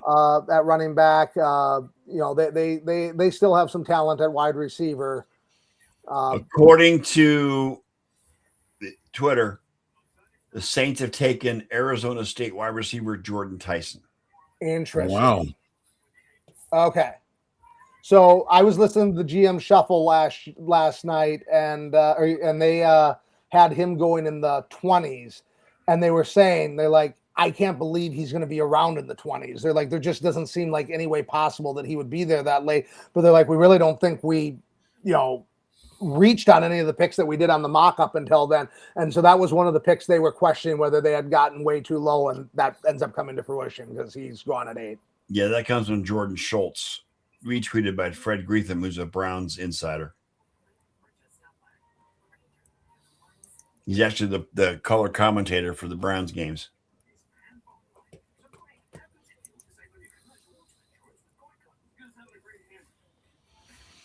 Well, so the Browns are on the clock. Are they going to trade down again, or are they going to make a pick?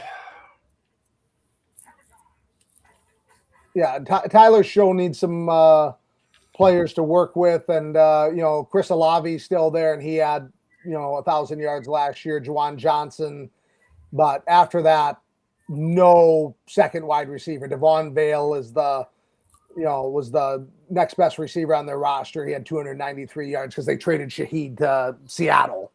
Right. I mean, this is a nice pick. You team Tyson up with Olave. Now you have receivers on both sides of the field. Juwan Johnson in the middle. You're starting to give your young quarterback some weapons to work with. Right. So, according to another Browns insider, they're taking Spencer Fano, offensive tackle. And that's who I had them taking in my mock draft at the 6th pick. So I think that's good. They get the same player I had them mocking at 6, and they pick up a 3rd round pick in this draft, and then the 148th pick too. So I think that's smart maneuvering on their part. They read the draft room correctly. They saw the tackle wasn't going to go, and there was room to move down and gain picks. Browns Twitter doesn't like it. They wanted to go. I'm sure they wanted to go with the safety. Yeah, I mean, and who knows?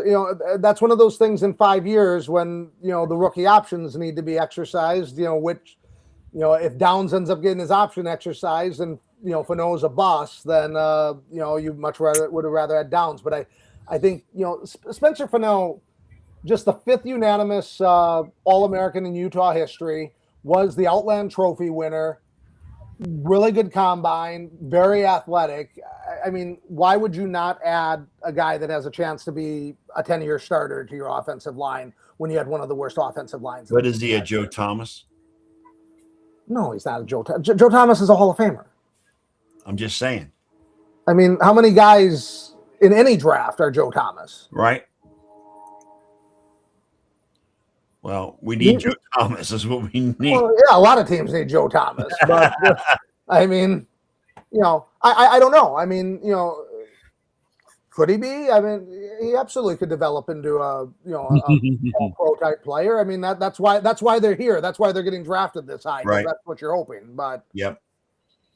I mean, I think that's kind of the test isn't really, is a guy going to be a Hall of Famer? Because if that's all you're doing is you're trying to hit the Hall of Famer in the draft, most draft classes at most are going to have 5 or 6 Hall of Famers through the entire draft.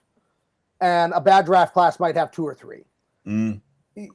You'll never, that's trying to hit a target that you're never going to be able to hit. What you're trying to do is, can I get a player that can make an impact in his rookie contract that I'm going to exercise the 5th-year option on and sign to an extension? If you can do that, you've made a good pick. Because half of these guys aren't going to have the 5th-year option and sign a second contract with the team that drafted them. You're probably only going to get 10 guys in the first round, 10 to 15 guys in the first round that are even going to get their option exercised. And then some of those won't even sign the second contract with the team. Right. So, I mean, I don't look at, when I'm looking at this, I'm not like, oh, that guy's not going to be a Hall of Famer. That was a bad pick. The Hall of Famer is the icing on the cake. The trick is exercise 5th-year option, sign to a second contract. Do we think that's a guy that we can do that with? And I think Spencer Fanoa is absolutely a player that the Browns could exercise a 5th-year option on and sign to a second contract. Yep. Hang on a second. Somebody joined. I thought somebody joined. All right, maybe not. Anyway. I don't know.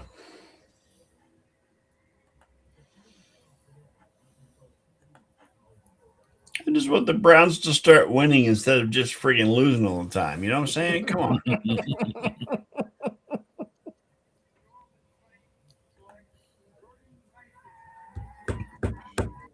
Yep. Yeah, the other player they're showing is a good fit is Caden Proctor. Now, I thought you were talking about Fano like they had drafted him. I don't see that pick is in right now. So that was just something that somebody from Brown's Twitter was speculating here? Yes. Okay. Yeah, they got it. Tyson goes to the Saints. Yeah, because I'm still in the Saints selection. Yeah, Jordan Tyson, 6'2", 203 pounds, really good size at receiver.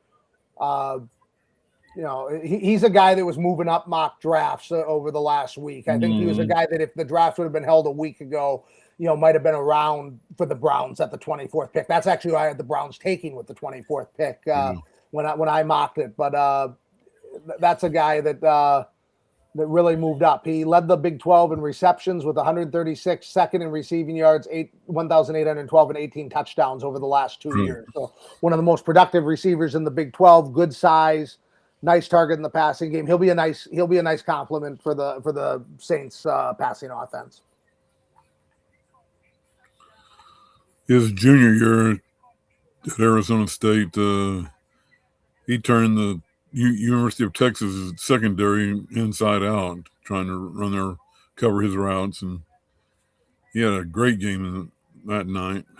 They didn't win, but it wasn't because he didn't contribute. Right. So we got the Browns, Giants, Dolphins, and then the Cowboys.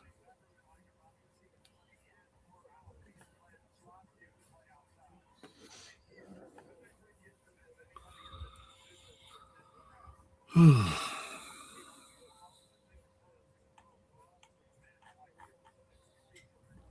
one other thing, we had talked about that there weren't going to be that many trades. Now that the Browns are going to be picking at 9 and probably not trading down, unless the Giants trade down, we're just going to have one trade in the first 10 picks is where it looks like we're going. So that seems to be spot on, that the trades just weren't going to be there this year, given the quality of the draft.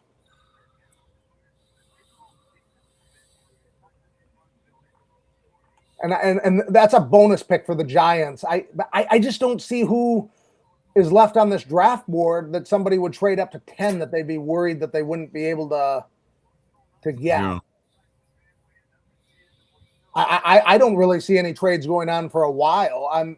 One to watch is, I had heard this on one of the draft shows, maybe the Rams would trade out of the 13th pick because Baltimore's at 14, and it's pretty much assumed they're going to go with a lineman, and that Penn State lineman, Ione, has been kind of pegged to them. If there's somebody that wants that interior lineman and thinks they need to get in front of them, but the Rams, I've seen mocked at wide receiver, and I don't know if they're going to be able to get Mekhi Lemon if they trade down, and that's kind of where he's been getting penciled in. So it'll be interesting because I'm just looking at some of the trades, the teams between 10 and 20. I'm not exactly sure where the obvious trade partner is there for a team to move up and who would move down. I could see if somebody wanted Sadiq and they're worried that the Bucs or the Panthers were going to take them, maybe trying to trade up in front of them. And maybe the Jets would be a team that would trade down because I don't know what they're going to do with that 16th pick, and they have so many holes on their roster unless there's somebody that they want there. Maybe somebody trades with the Jets if they're scared the Panthers are going to take the tight end and the Bucs don't take them.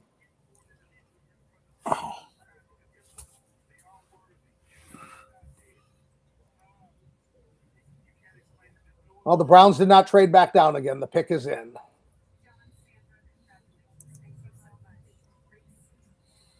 Utah offensive tackle Spencer Fano. It's a good pick.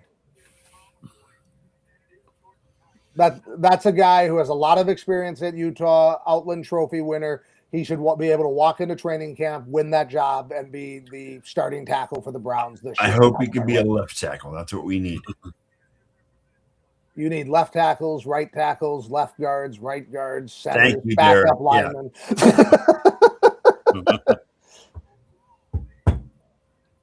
So any place that he's able to play on the line and contribute is going to be a win. He's got experience at both left and right tackle. Yeah. So we'll see how it goes. Well, and when I look at his combine, he ran the 40 in 4.91, broad jump 9 feet 3 inches, and his 3-cone drill was 7.34 seconds. I mean, 32-inch vertical. All that screams that he has enough athleticism to play left tackle, because usually that's why you wouldn't be able to play left tackle and have to play the right tackle, is you're not quick enough to handle those fast edge rushers. And I mean, he's you're not going to get an offensive tackle that runs a 4.6 40. Right. I mean, the way I always look at it, if you can get a guy that's sub 5 at that spot, that's plenty of speed. And then the straight line speed isn't as important as that shuttle, because they got to be able to move from side to side to be able to adjust to the lineman, and he's got a good number there too. So I think he should be able to play left tackle right away. And I'm sure he'll have his ups and downs. That's a big adjustment going from Utah to the AFC North. So but I think it's a good pick. Good trade. Got the player they wanted. Picked up some extra picks, and they upgraded their line. I think that's a good move for him. Right. And CBS gave the Mike Renner gave it an A+.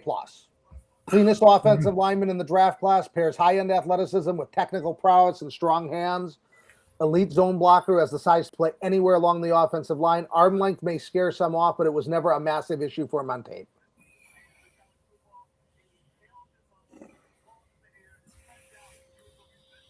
He's 6'6", 311.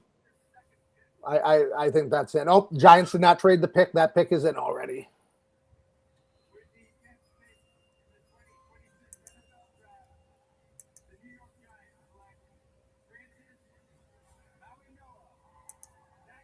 He was an Outland Trophy winner, so that's a plus. Yeah. Giants got Mel Noah from the Dolphins, from Miami, I mean.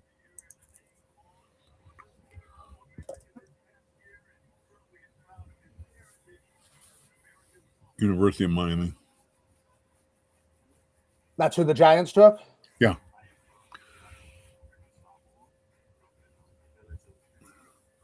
Samoan.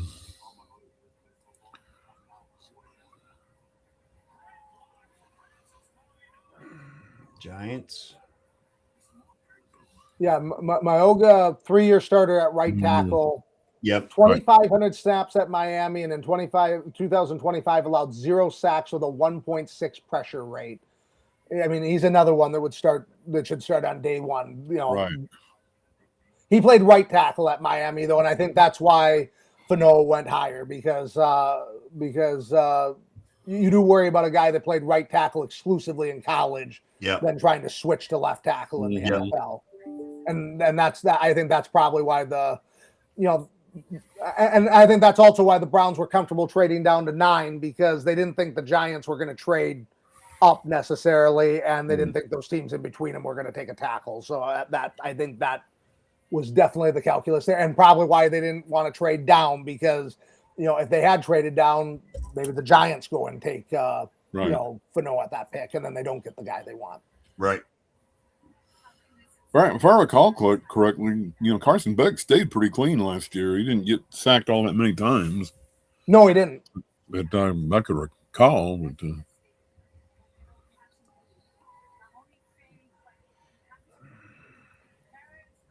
so now Miami, I mean, they have so many needs because they've jettisoned so many players, and then they were bad to begin with. They have to get some help though for Malik Willis. Absolutely. They signed him to a 3-year contract, and it's not a contract where they couldn't draft a quarterback number 1 next year. But I don't know why you would give a guy that type of contract and then just give him absolutely nobody to play with and them fall on his face. And I don't think I know you're a big Malik Willis fan, Derek, for what he did in Green Bay too. So.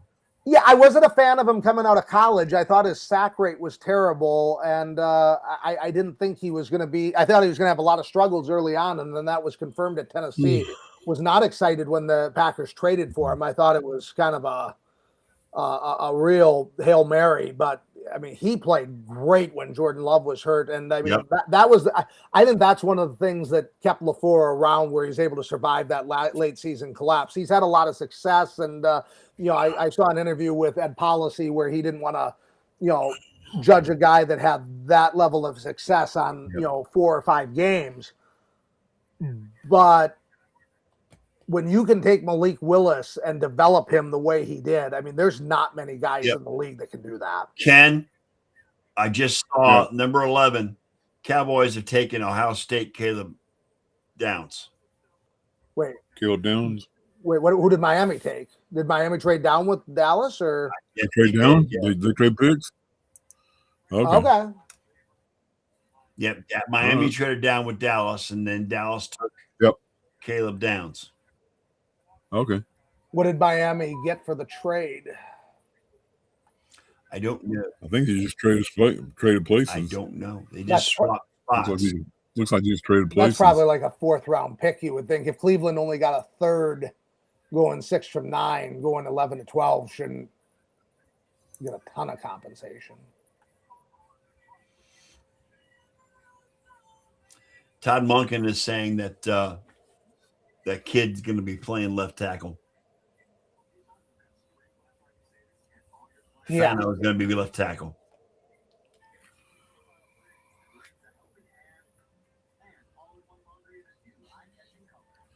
I don't know if we talked about this before or not, but Pickens signed the franchise tag today. Yeah, I did see that, Ken.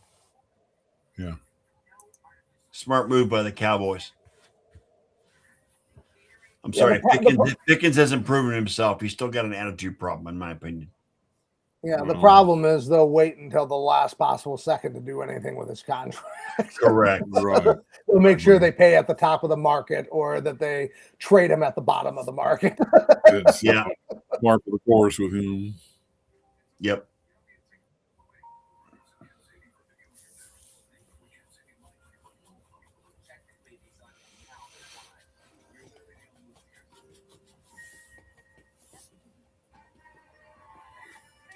Cowboys traded 2 5th-rounders, 177 and 180, to move up one spot and take Caleb Downs.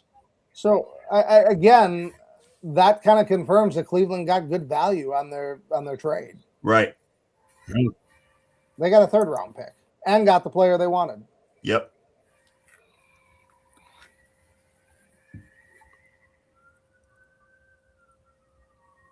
And so what Dallas must have been concerned about is that somebody was going to trade up with Miami to get him. But then you wonder what was the trade market there? Because if Miami accepted that trade and only took 2 5th-round picks, their phone must have not been ringing off the hook from somebody lower in the draft trying to move up. Right. Otherwise, they would have gotten more draft capital. And the other thing is Miami could have a player that they want at this spot, and they didn't figure they could get him if they traded down. I wonder. I wonder if they're going to go wide receiver or tight end here. I mean, they need to give Malik Willis some weapons, and I think there could be a run at wide receiver. Well, and they lost receiver weapons in the offseason too to free agency.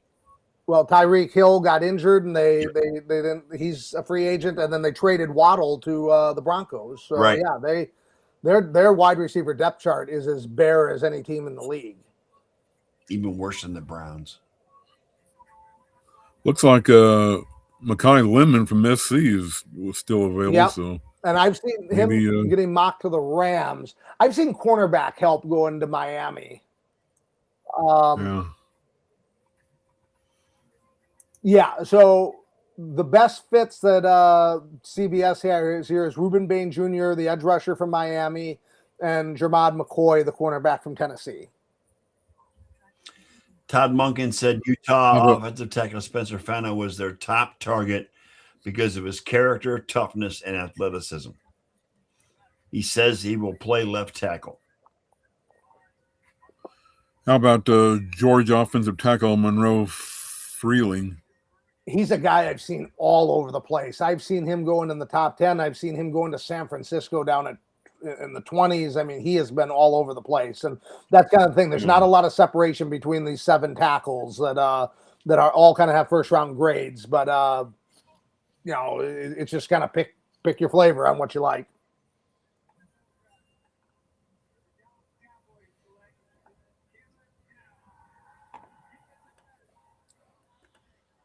Downs is the safety we've been needing for about the last 3 years. So. Sheila says the Browns seriously need right guard deodorant.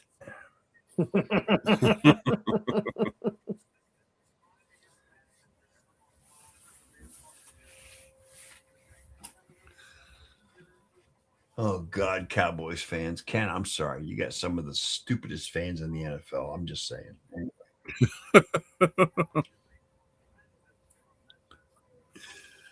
What are they saying now? I don't know, but they're just stupid.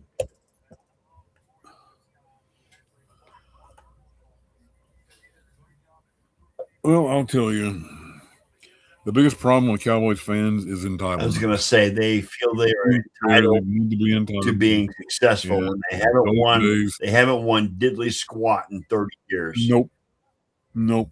And those days are long Yes, gone. they are. So. Which it's amazing. You have no sales tax in Texas.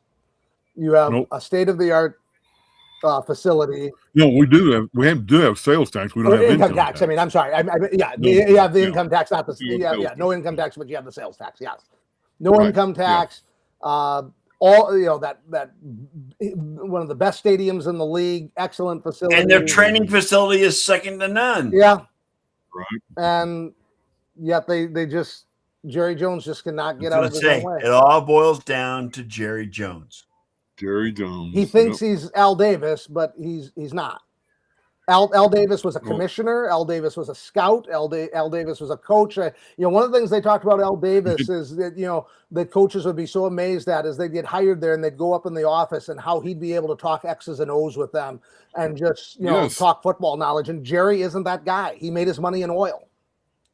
I mean, Al Davis was the first I mean, Let me first tell you something owner about to Jerry hire a Jones. female as an executive.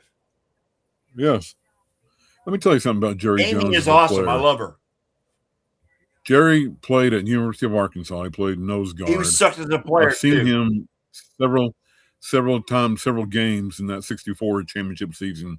He lined up in the neutral zone many times and never got called.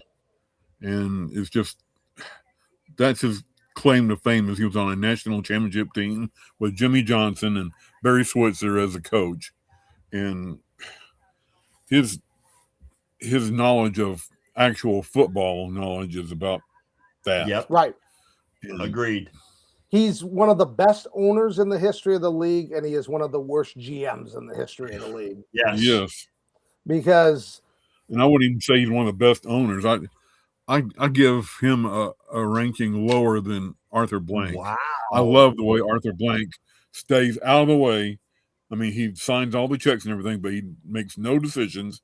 He lets his people do that, and that's the kind of owner I wish Jerry. well, would and be. I get what you're saying, because the owner hires the GM and Jerry's the one that's allowed himself to stay in power that Yes, long. That exactly. goes to being an owner. But I guess what I mean with him being one of the best owners is the Fox deal doesn't get signed back in the 90s without Jerry Jones I'll give headlining you that, yeah. the charge to do that. You had a lot of the Him Well, being on the competition yes. committee, yes. To even go further than that, NFL Network doesn't exist without Jerry Jones. right. Well, that's true Right. too. And the way that the advertising happens around the stadiums, it doesn't happen.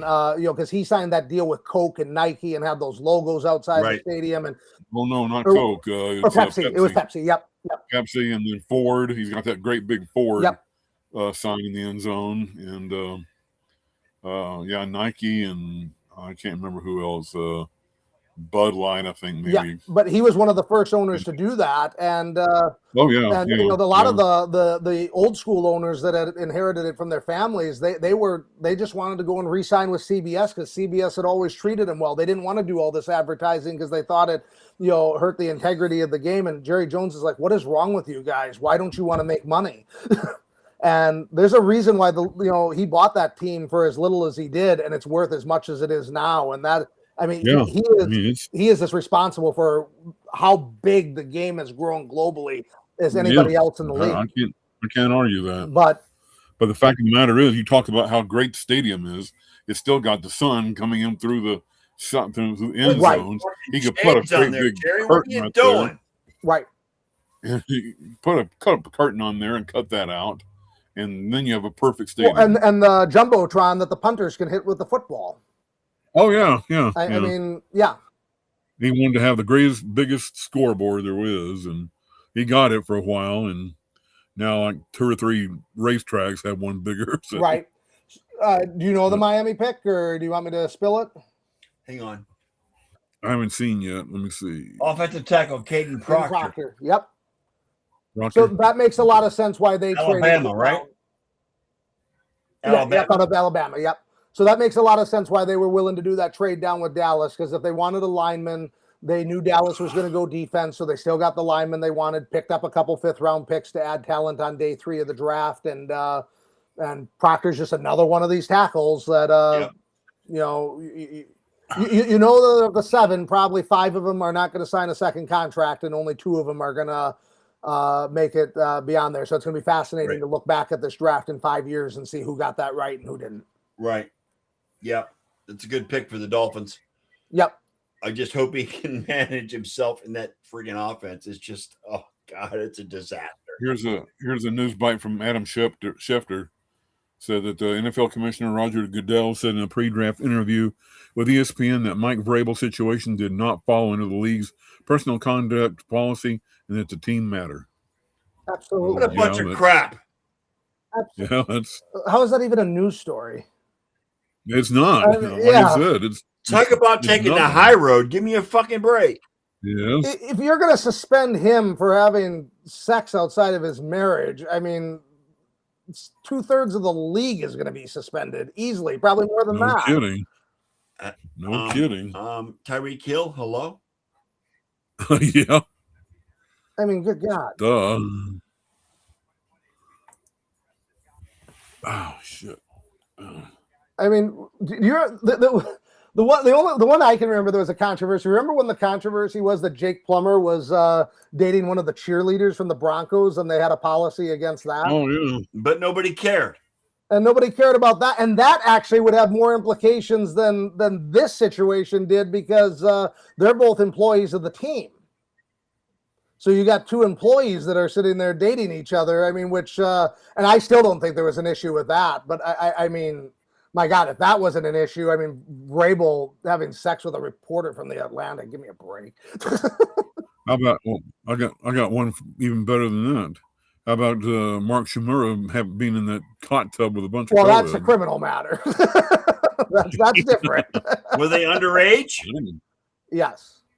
Oh, college co-eds. No, one of them was 17. One was 17. Okay, yeah. Yeah. But I mean, that ended up being a rape trial. Yeah. And He got off. he got off. What ended up exonerating him was the rape kit. The rape kit did not match Right. the story that the Right. accuser gave, but it really damaged his reputation in Green Bay. He was one of the most popular Packers before that, and Oh yeah, he was the best tight end. oh yeah, he was fantastic. I mean, that was one of the best two tight end offenses in the league at the time, because they had him and then they got Exactly. Keith Jackson. Right.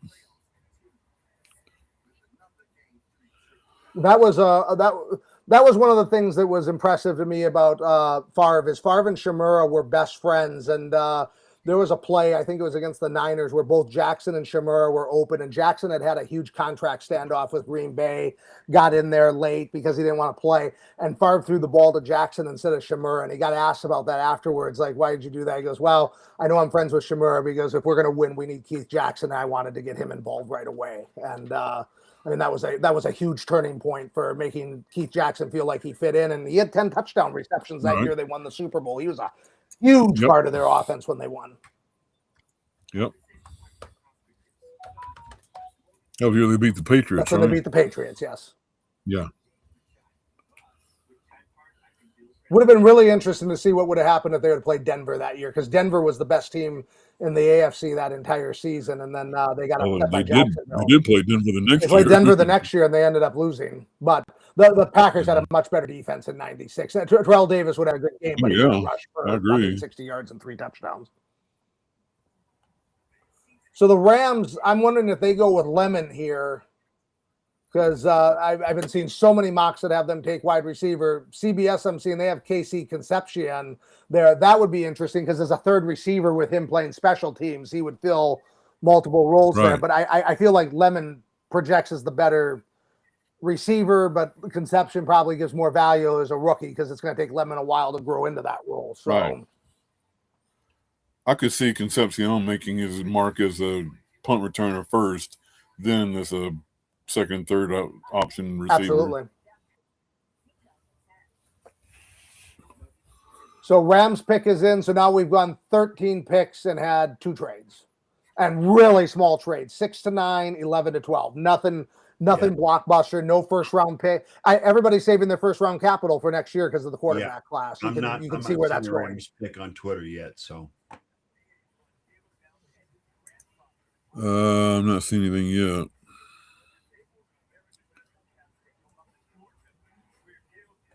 Says the pick is in.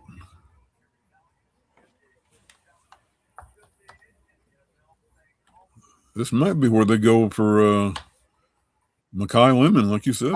That's what I mean, that makes sense. He's a USC guy. I mean, so he played right in their back door, and I don't know how much that stuff really matters. You're going to take the best available player, but Lemon had great production at USC, and his comp that everybody's been comparing him to is St. Brown from the Lions. Yep. Tim is here, by the way. Tim Lynch is here. No Wayne Lynch tonight, but Tim and Sheila are both here. So, how's it going, Tim? Hey, Tim. Hey, Sheila.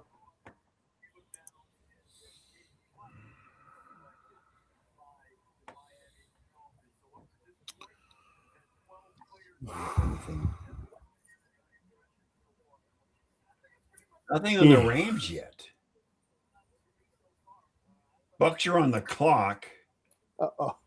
Now this is an old post. I hadn't seen this, but the photos of Vrabel kissing Rusini.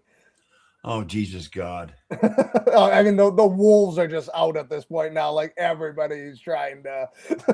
The Sharks are circling. Oh yeah.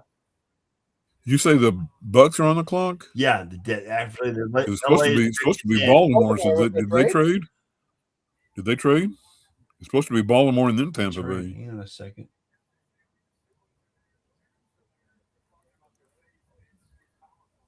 Let me make sure here.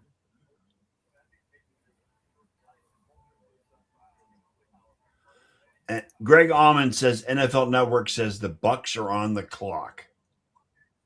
So another one of these picks moving up one pick.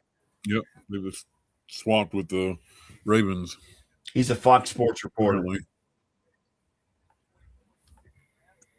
Oh.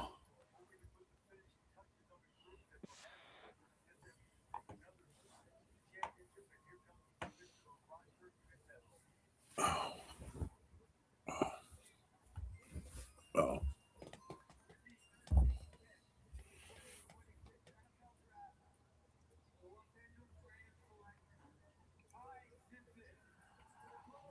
Whoa. Huh. All right, Ken, don't say nothing. All right. prepare to be shocked. Ty Simpson. Oh, they did go with the quarterback. That's why I was wondering when you had that reaction. That was They took the Alabama quarterback. Are you freaking kidding me? Ty Simpson. Yep. Huh. That's a shocker. I told you. I guess Matthew Stafford's time is ticking away, huh? Getting close. You know, I think he's only under contract for what is it this year? Or has he got 2 years? I think 2 years. Well, I think. yeah. I mean, and Ty can learn under Matthew Stafford, who's one of the best quarterbacks in the NFL right now. Right. Was Exactly. reigning MVP. Yes. Well, and the thing is, I think Stafford was 37 last year, but he's an old 37. He's had a lot of back issues, a lot of injuries. I really think he's only got a couple years left. And Well, plus not only that, rumor is that Jimmy Garoppolo is retiring. Nobody cares. Oh. Come on, Jimmy Garoppolo. I'm just saying. You know what I'm saying? I mean, yeah. Because apparently maybe Jimmy was the heir I thought apparent. Jimmy Garoppolo was already retired. Yeah, well, I mean, maybe Jimmy was the heir apparent until now when the Rams took Ty Simpson. I mean, come on. Jimmy Garoppolo isn't an heir apparent to anything. Jimmy Garoppolo was a body that if Stafford had a concussion, he could come in and play a game or two. That's what he was there for. And they might still keep him around because they might not want Simpson on the field at all. Right. Simpson can go into the Rams. You can learn under Sean McVay, number one, who's a quarterback whisperer, okay, and also learn under Matthew Stafford, who's also one of the most prolific passers in the history of the NFL. I mean, Matthew Stafford is an eventual. I'm not saying he's number one. He's not a first ballot, but he's going to be a Hall of Famer at some point. So with him going into that situation, it's a perfect situation for this kid to go into the Rams. I'm just saying. He'll serve his time as a clipboard jockey, so yeah. I mean, you've heard of Clipboard Jesus? Clipboard Simpson. There you go. Well, I mean, just as a Packer fan, I mean, I saw what it did for Aaron Rodgers to sit for a couple of years behind Favre. I saw what it did for Jordan Love to sit a couple of years behind Aaron Rodgers. And, the nice thing about this for the Rams, too, is they didn't trade a bunch of draft capital to move up and get Simpson. They had this 13th pick, and they used it on a quarterback. And, and if it doesn't work out, it's not going to set their franchise back for 10 years or anything like that. And I think for Simpson, it's a great situation because he only had 1 year starting at Alabama. If he goes to, let's say Miami hadn't signed Malik Willis and they would have drafted Ty Simpson and put him in a day one with that offensive line and receiver core down there and him having that little of experience, that's a disaster situation for him. But he goes here and like you said, he gets to learn from great head coach and a great quarterback and get to make up for some of that inexperience that he had as a starter in college. I think Sean McVay made Matthew Stafford a Super Bowl champion. Well, I think Matthew Stafford made McVay a Super Bowl champion too. That's true too. I mean, Stafford was a it was good quarterback in Detroit. give He and just take. had a really bad supporting cast all those Correct. years there. Yes, I agree. Right. That's a huge pick for the Rams, though. That's a huge pick. Yeah. But by a team that the reason I had thought the Rams might not do this is they had a streak going where they hadn't had a first round pick since like 2016. Their motto has been, F those picks, as Jim Rome says, and just trade them for talent that can help this year. And so I'm like, if you got a team who always goes with the philosophy of F those picks, then why would they go and take a quarterback with the 13th pick where you're not going to get any use out of him for a couple of years? But they liked the talent and saw the opportunity, and I like it. I think it has a chance to work out very well for them. That's a good pick for the Rams. I can't get over that. That's perfect. I mean, and Ty Simpson's going to be in a system that's going to make him be a great. I don't know, great, but a good. God, I can't think of it. I can't think of the name. He's going to be able to succeed Matthew Stafford after maybe a year or two under Stafford and Sean McVay. That sets him up for success alone. Right. Hi, Kevin.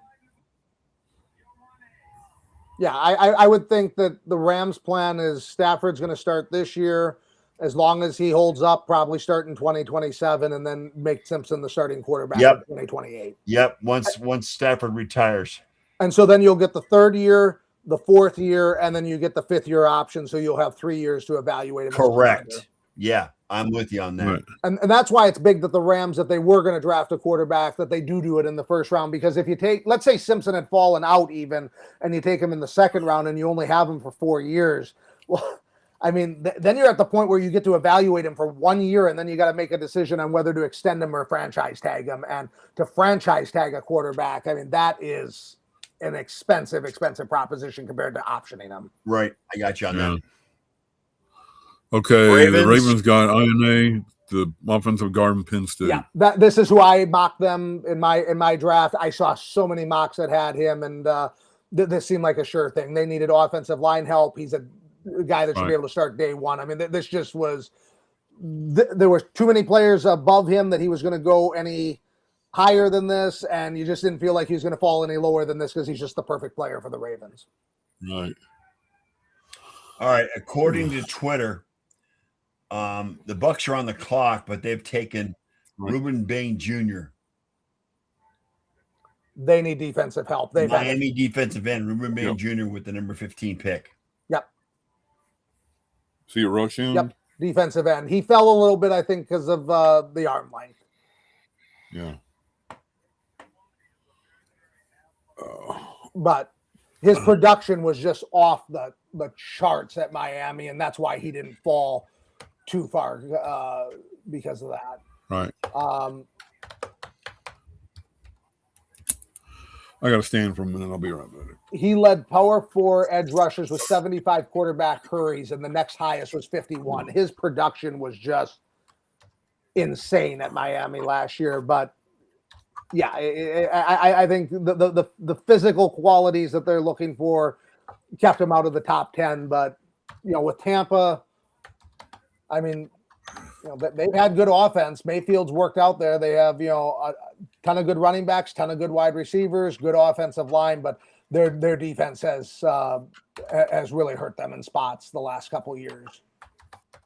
They were 20th in points allowed, 19th in yards allowed, and they were the 27th ranked passing defense last year. So it makes sense that they would want to address pass rush here.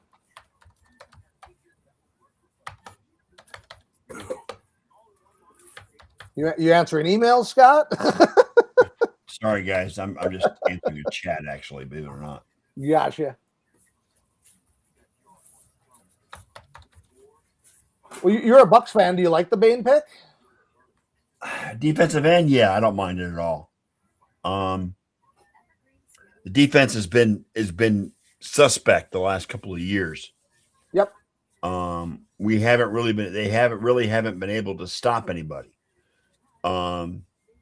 But the Bucks are now my third team, Derek. You know who my second team is, right? I know Green Bay is your second team. Yes, correct. We're thrilled to have you on the bandwagon, Scott. It is a bandwagon, but it's because of this guy. Oh yeah. Okay. So, but yeah, go Pack, go. Go Pack, go. All right. What do you think the Jets do here at 16? I think Lemon would be a really good player for him to take here. I didn't think that he'd be available to him at 16, but they need receiver help. And, they got Geno Smith there, and I don't think he's a long-term answer. He's a stopgap until they finish bad enough to get one of the quarterbacks in the 20. According to Fanatics, David Bailey is the Jets pick. But he was the second pick. Oh, was he? Yeah. All right.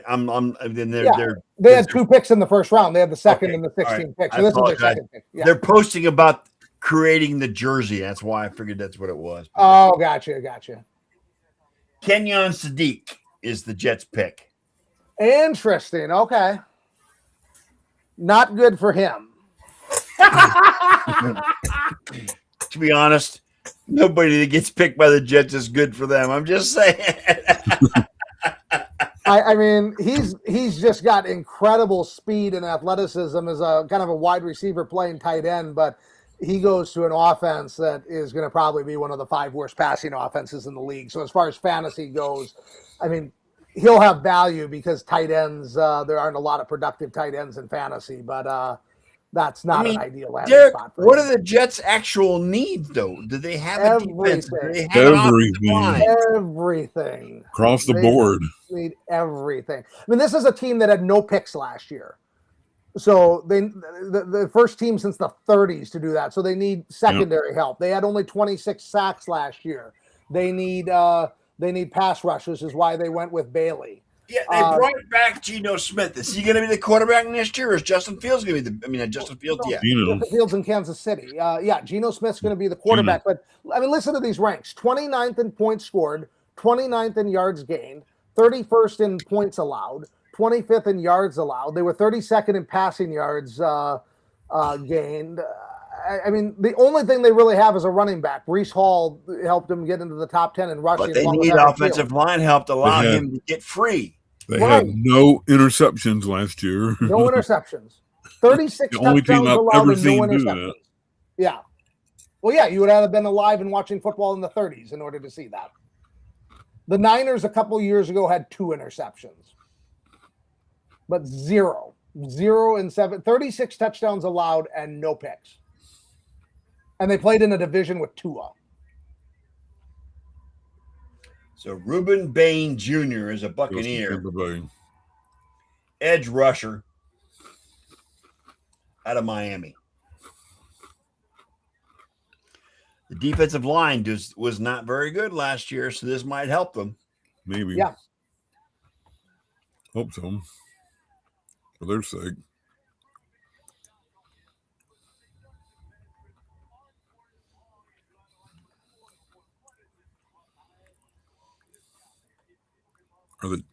Are the Jets next? Who's next? The Jets are next. They took Okay. Sadiq.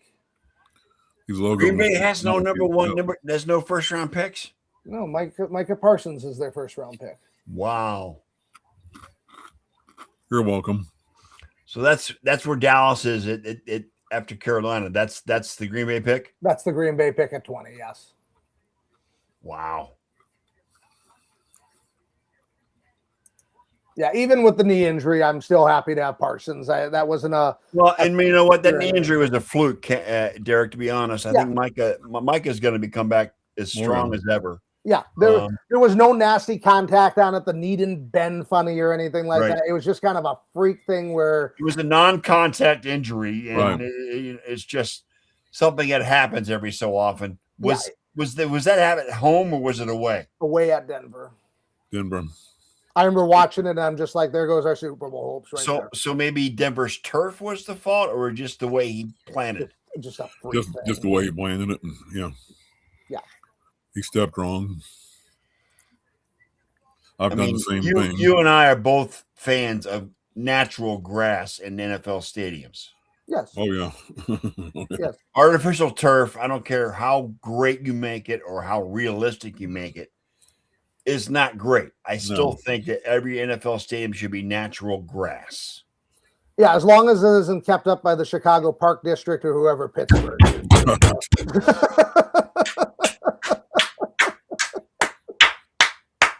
Well, there's a lot of people that says Acrisure Stadium is also a bad field for grass too, but that's all right. Well, Chicago's problem is, I Like a mean, FedEx field. Yes. Chicago, if you have $1,000 and want to go hold an event on the field, you can have a family reunion there. You Right. can do whatever you want there. I've been on the field walking around for a beer tasting. There that you they have go. there. I mean, it's nuts. Like Green Bay, you do not walk on Green Bay's field. I mean, they usually have a music concert there in the summer, and they sometimes play a college Well- football game or a hockey game there. Well, but- not only that, but they've put underneath the turf environmental protection on that turf. yeah, It's no longer the frozen tundra of Lambeau Field because they don't allow it to freeze. right. I mean, this isn't 1967 with the Cowboys and the Packers, okay? They had it then, and Lombardi turned it off. He unplugged it. Well, the Ice Bowl, the reason that happened is people forget that as cold as it was on the Ice Bowl, it was unseasonably warm the day before. It was like yeah. in the 50s Yeah. up there. And so they had the tarp underneath there, and all that moisture built up from the heat. And then when it got cold and froze, something malfunctioned with the heating system there. And then when they took the tarp off with how cold it was, the whole field just turned to ice. Freeze. I still remember the video. I was like 5 months old because I had been born the previous September. But I still remember the video of the Cowboys defense trying to dig into the turf to try to get footing for that last play. Yep.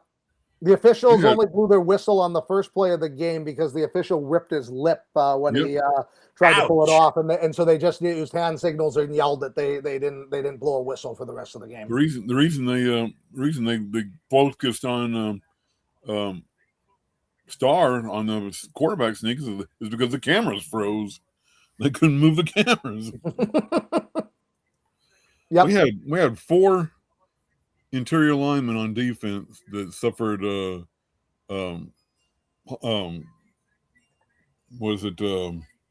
frostbite on their toes. Yeah. One or two of them lost toes. Jeez. Yeah, that game was. I cannot imagine playing in that game. And the thing is, if you talk to anybody from Wisconsin that was old enough at that time, they were at that game. Like, Oh yeah, All yeah. right. So the Jets took Kenyon Sadiq. The Detroit Lions. they should go line. I would think they really need Yeah. an offensive tackle. Oh, definitely. Where is And it? there's first round grades here. So I Hang on think a they go second. offensive line. I'm scrolling up. Hang on a second. Jared Yeah. Goff is going, please help me, please help me, please help me. Clemson right tackle Blake Miller going to the Lions. There we go. Yep, makes sense. They don't need a left tackle because they got one of the best left tackles in the business. So they definitely don't need a left tackle, but they need help on the right side. That's a need pick and that's a value pick. Newsflash. Buffalo has won game 3. Game 4, excuse me. Buffalo has won game 4 and takes the series lead. For the NHL fans out there, just saying. How's Cleveland and Toronto coming? Cleveland nail and biter in a minute. Toronto. Give me a second. I will let you know. Oh, the Raptors are leading in the third period, 69-66. That's 5:42 left in the third. Still pretty tight. Yep. So I'm trying to Sabres remember. beat the Bruins 3-1. Hurricanes are leading the Senators 2-1 in the third period. Avalanche and Kings Figured. start at 10 o'clock. Hurricanes winning that one, they go 3-0. Yes, they do. I'm trying to remember, Carolina- Derek. Who was the last tight end the Jets picked? Oh my God! I remember they took that Keller from Purdue when Right. Favre was there. I don't know if there's been one since then. He was good. I think he got injured pretty early in his career. Yeah. He was kind of had nagging injuries. He also didn't have a quarterback after Favre. He had to play with Mark Sanchez.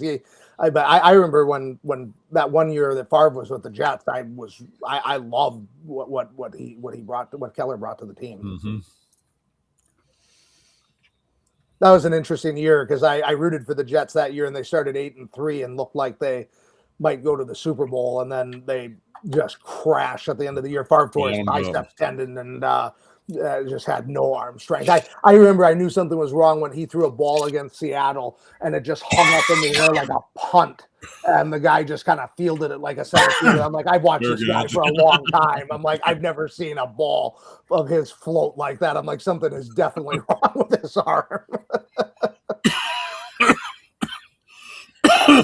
Well, if that was the Meadowlands, that could have been the wind doing that, because that wind swirled over there. The New York Jets tight ends over the last 10 years: Brandon Bostic, Kellen Davis, Braden Bowman, Austin Seferian-Jenkins, Eric Thomason, Will Tye, Neil Sterling, Jordan Leggett, Chris Herndon, Clive Wolford, Brian Griffin, Daniel Brown. Oh, God. These are all a bunch of no names. Holy shit. And you wonder why this team is bad. Right. I mean, Jeremy Ruckert, maybe. I don't know. No. Jiminy Christmas. I think over the last, it might be 10 years or 8. I can't remember what it was, but the Giants and the Jets have the 2 worst records. Didn't the Jets have Perfect? No. You're really testing my trivia knowledge there. You're talking about Vontez Burfict? Didn't he play for Cincinnati? I don't know his first name. Vontez Burfict was Cincinnati. Yeah.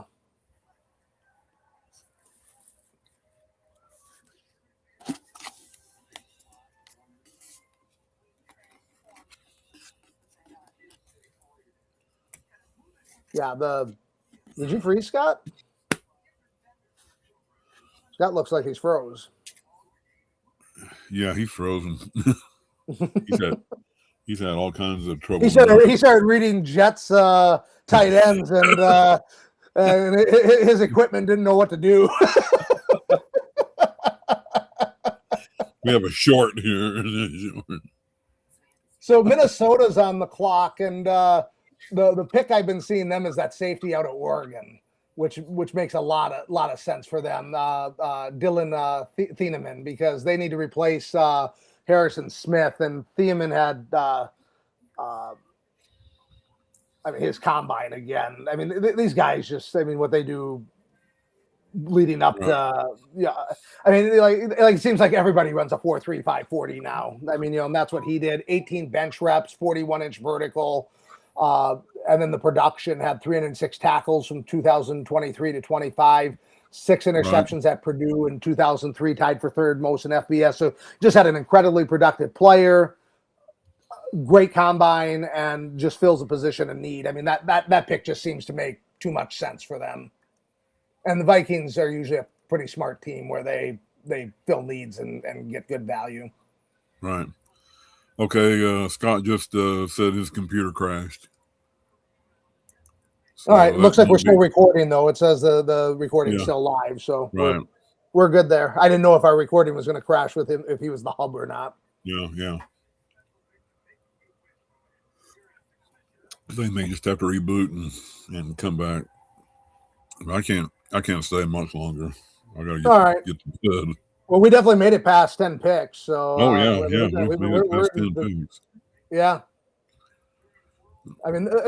Like Scott was saying, it's like this is the first day of football season. It feels like, even though the free agency is kind of exciting, it doesn't get put into an event like this. Like now you're starting to see where the rosters fill out after this weekend's done, and then the schedule will get released in a couple weeks, and then and then it just feels, then it's just that antagonizing drag until training camp gets here, the Hall of Fame game gets here, and then the real football at the beginning of the year. When is the official first day of the season? It's like March something, isn't it? Yeah, usually it's the second Tuesday in March, or second Tuesday in March. Yeah, I think so. Yeah, that's the official start of the league year. Well, I didn't feel like free agency was that big Hang of on an a second. extravaganza this year. Oh yeah, Okay, Blake Miller from Clemson goes to to Detroit. That's the Detroit. right tackle that they Yeah. filled. Yep. Yep. Okay. Okay. Yeah, and one of the themes of the night has been how little trade activity there is, and with Right. with Simpson going at 13, I don't think there's a quarterback now that anybody's going to trade into the back of the first round to No, get the fifth no. year option on because there just Right. isn't the value there. No, not in So the first round. No. so you wonder, how many more trades are left. Buffalo's a team I could see trading up because they want to get a wide receiver, and there are wide receivers available right now. And it feels like there could be a run on receivers because Carolina needs one, Pittsburgh Right. needs one, the Eagles might need one if they're going to trade AJ Brown. Cleveland Brown, needs right. one. And so, if Buffalo is going to look to add another receiver to give Josh Allen another weapon, I don't know if they're going to be able to sit at 26 and get that wide receiver. no, probably and not. they're Super Bowl or bust right now. Right. Yeah. Their window is closing in a hurry, so Yeah. it's now or never. Yeah. So I think that's a team that I could see trading up, and maybe a team to trade down. Dallas. I mean, they You have never a lot know. of defensive need help, but if there's going to be a run at wide receiver, they could drop from 20 to 26 and probably still get a defensive player they like. The Chargers might be another team too, because I don't know if there's a player. I thought maybe if Shadik had lasted this long, maybe they'd go for the tight end. Right. They don't need the offensive linemen that are deep in this draft because even though their offensive line was terrible last year, it was because their two tackles were hurt. Welcome back. Sorry, guys. My computer just freaking crashed on me. So it's time to take it to a We just bashed repair the, shop. we just bashed the Browns the whole time you were gone. So you had Of something course to you look did, through Derek. on You would not be yourself if you didn't do that. The Browns are now shit Browns. Yeah, thank you very much. I'm going to need to take this into what's called the Computer Edge, which is a local computer place. I'm going to have to upgrade it to Windows 11 with a new processor and a new video card. I think that's what's going on with this thing. So we decided that you talking about the Jets tight end situation was probably what crashed it. So. Right, Yeah. all those names you read in your computer. yeah, you nobody couldn't handle cares it. about the Jets tight ends. I understand that. It's all good. It's my fault. That was the equivalent of the cane taking you off stage once. Well, none of that. Right. It's also a reflection of the Browns quarterback history too, Derek. You know what I'm saying?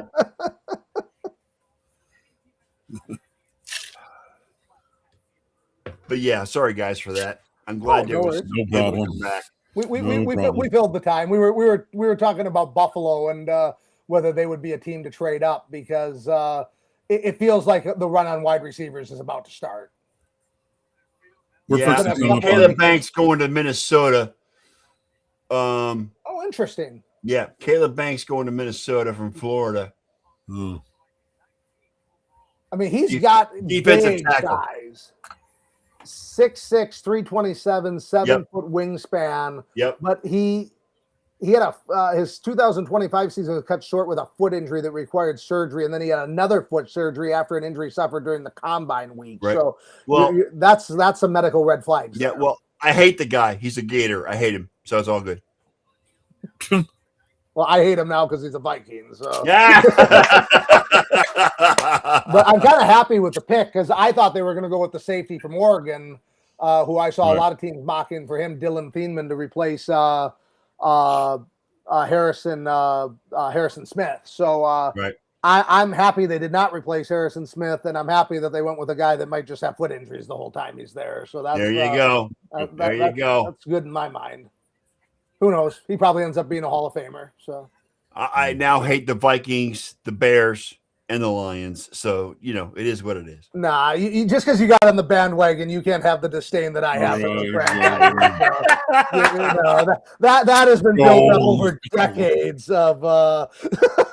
Well, you know what? with hate. If you remember, the Tampa Bay Buccaneers at one point in time was in the NFC North I do. division. Yes, I remember. Okay. Why he was there, I have no idea. I remember because they had to face Barry Sanders twice a year, and Barry Sanders run ramp shot over him every freaking time they played the Lions. Among other teams. I mean, that rivalry between Favre and Sapp was just epic. Oh my God! Oh, those games were fun. Those two, that was just epic, dude. I'm not kidding you. I mean, it was just hilarious.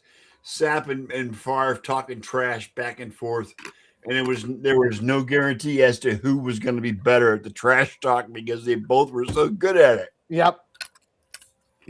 Well, and that was always a fun game for me because how I got into football is my uncle lives down in Tampa. Okay. And was a season ticket holder for the Bucks for a number of years. And so when I was a kid, he used to send me the Packer program every year, even before I started watching football. And at first I was kind of like, oh, what is this? And then once I got into football when I was about 10 years old, him and I talk football, text football all the time. And so he was season ticket holder for the Buccaneers, and he went to the Super Bowl in 2002 when him and one of the other guys that they watched the games with together, the wives decided that the husband should go out there and watch the game out in San Diego. So he was there at that Super Bowl. So we always had good talks when the Packers and the Bucks would square off against each other. Well, and that rivalry between, as far as the Bucks and the Lions are concerned, as well as the Packers, that rivalry is still there, decades after the Bucks left that division. Okay. Yep. To an extent, yeah. Because Buccaneers fans still hate the Lions and the Packers to this day. The two bays. Right. Battle of the Bays. Remember that, Ken? Yep. Well, and it probably was a bigger rivalry for you guys than for us, because for us it's the Bears and then the Vikings, and so I can't say that. Well, that's because the Buccaneers were the doorman of the NFL at that time, Eric. So are the Packers. I mean, they used to be called the Bay of Pigs. I mean, until Favre got there, I mean, the Packers would have been in that drought for 25 years, and the Bucs were. I mean, a lot of times that was 2, 4, and 12 teams playing each other. But Don Majkowski, hello, Magic Man. Yep. But Do you remember McKay saying, "If you guys don't sit down, I'm going to trade you all to Green Bay"? Green Bay was known as Siberia. Right. It's like that's what GMs would do. They're like, if you want to keep acting up and being a problem, we'll just trade you to Siberia. We'll show you what frozen tundra is. Right. But yeah, I think most Packer fans look back with fond memories of the Green Bay Tampa rivalry, because I mean those were fun games when Sapp and Brooks and those guys were there. But as far as like a disdain for them, I don't. You don't hear too many people talk about that, at least that I hang out with and talk football with. Okay, Monroe Freeling goes to Carolina. The Georgia offensive tackle. Interesting. Yeah. I mean, they needed offensive line help, but I mean, this is a big year for Bryce Young. This is year 4. Right. They're going to pick up the option because they don't want to have to franchise tag him, and even the option for a 5th-year quarterback isn't that bad. But he needs to show out this year. I know he made the playoffs last year, but he still has not shown he's a franchise guy. And I thought they would go wide receiver and give him another weapon. But Freeling was an excellent ranked tackle, and they need offensive line help too. Okay, we've had another trade. The Eagles have traded with the Cowboys, so the Eagles have number 20 now, and the Cowboys have number 23. The Eagles and the Cowboys made a trade? And Cowboys, imagine that. Is this the apocalypse? What the hell? Yep, this is the apocalypse. Yep, this is the apocalypse. Are the Eagles taking a wide receiver then? I don't know, probably. Because that's why you would wonder if they traded up. Because exactly. Because Pittsburgh and Cleveland. Well, Cleveland was drafting after them, I think. Yeah, Cleveland was drafting after them. Pittsburgh's right after them. Pittsburgh's right after him. Pittsburgh's going to take a wide receiver, I think. Yeah. So it could be that. The other thing is maybe because you had a couple linemen go here with Blake Miller and Freeling, and the Eagles feeling like they needed to do the offensive lineman, they could have felt that they needed to go here for a lineman. Okay, the Eagles just got the kid Messi Lemon. Okay, so they did go wide receiver. So I think that's a pretty telltale sign that that A.J. Brown is going to get traded after the junior deadline. Exactly. Hello, New England. Yep. New England. Hello. Yeah. New England. Come in, please. But that's also kind of interesting because Devontae Smith is not the biggest wide receiver there is. No. And Lemon's only 5'11 and 192 pounds. Right. That's a pretty small wide receiving core. Yeah, but he makes up for it in speed, though. He does, but you Yes, still would speed like and to have a hands. red zone guy that. Oh, yeah, sure. I'm not saying that you can't be a good wide receiver at that size. I mean, the league is littered with guys that, Right. the speed, the route precision, and everything like that Right. rules the day. But here, let me look at Devontae Smith. He's 6 foot, 170 pounds. Yeah. Now they do have Dallas Goedert. I mean, as a tight end that can be the red zone threat, but they don't Mhm. really have a wide receiver that No. has the size with that pick. Not even. They haven't had a receiver with a decent size in quite a while now, I don't think. Well, AJ Brown is the receiver with the decent size. Yeah. I mean, other than him. Yeah. But are we convinced that they're going to trade AJ Brown at June? Oh, on it's June almost 1st? I think Guaranteed, this pick makes it a certainty. right. I mean, they not only, they had offensive line issues that they could have addressed here. They chose not to. They traded up and they took a wide receiver. How does AJ Brown fit into the plans if you do all that? I think that's a foregone conclusion. Annie's brother is phenomenal, guys. Annie Agar's brother. Oh, He's a riot. He is a riot. You see him at the Disney World? yes. Yeah.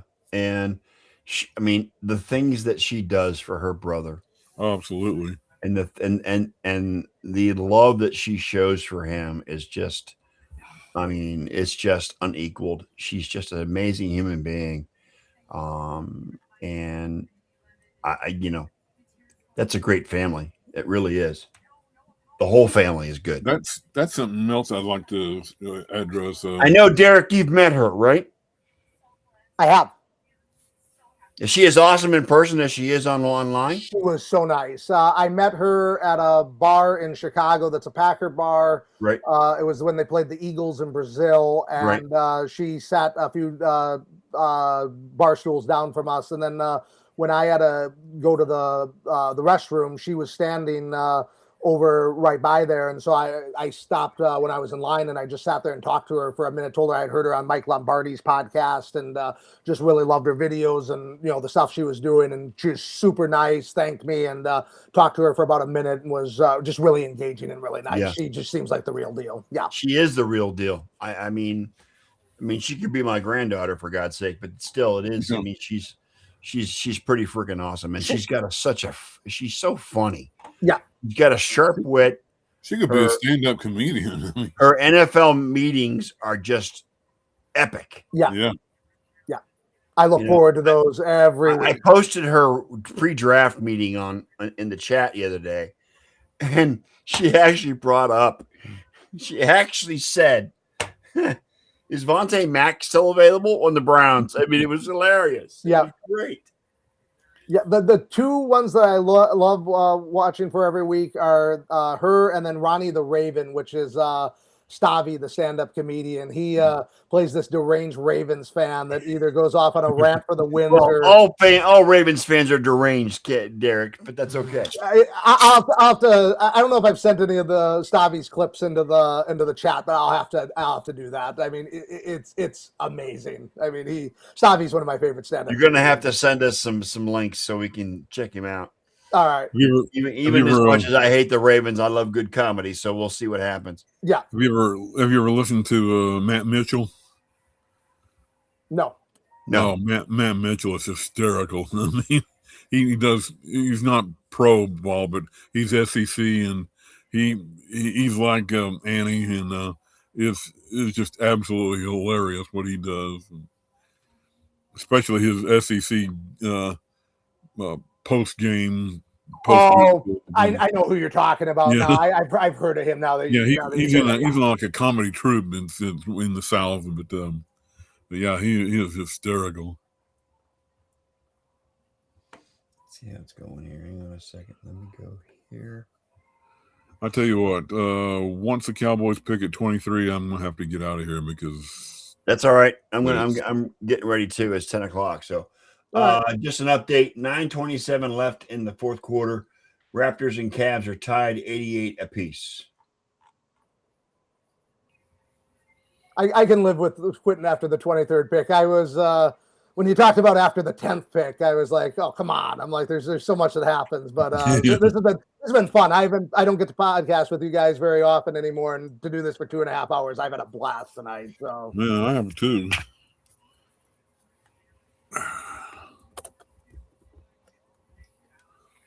wondering if the Steelers went wide receiver because Concepcion is still there, and they definitely have a need at wide receiver. Metcalf. That'd be a good pick for them. I think so because I mean, Metcalf is the big physical receiver, and then you'd have him that could play special teams and play opposite of him. That'd be a really good fit. Right. Steelers are up next. It's not beyond the realm of possibility that if he's still available, the Cowboys might pick up Concepcion. Let's see here. That'd be interesting. I mean, because if they franchise Pickens, but they're not sure if they want to commit to him to a long-term deal. Not yet. I mean, next year they probably will, but yeah, I mean, when he's more expensive. Moderate, yeah. Pittsburgh has selected Max Iheanacher. Is that how you say that last name? I don't know. Hang on. I'm not seeing anything on ESPN yet.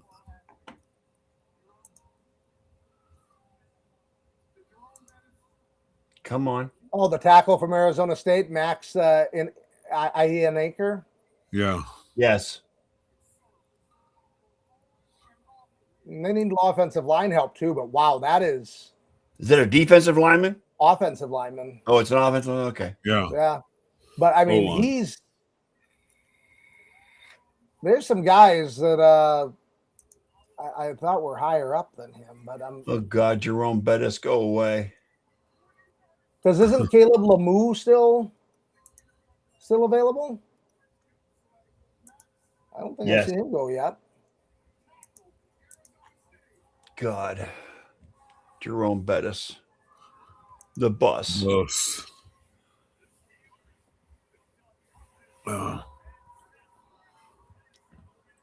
He was one of the most random characters on The Office.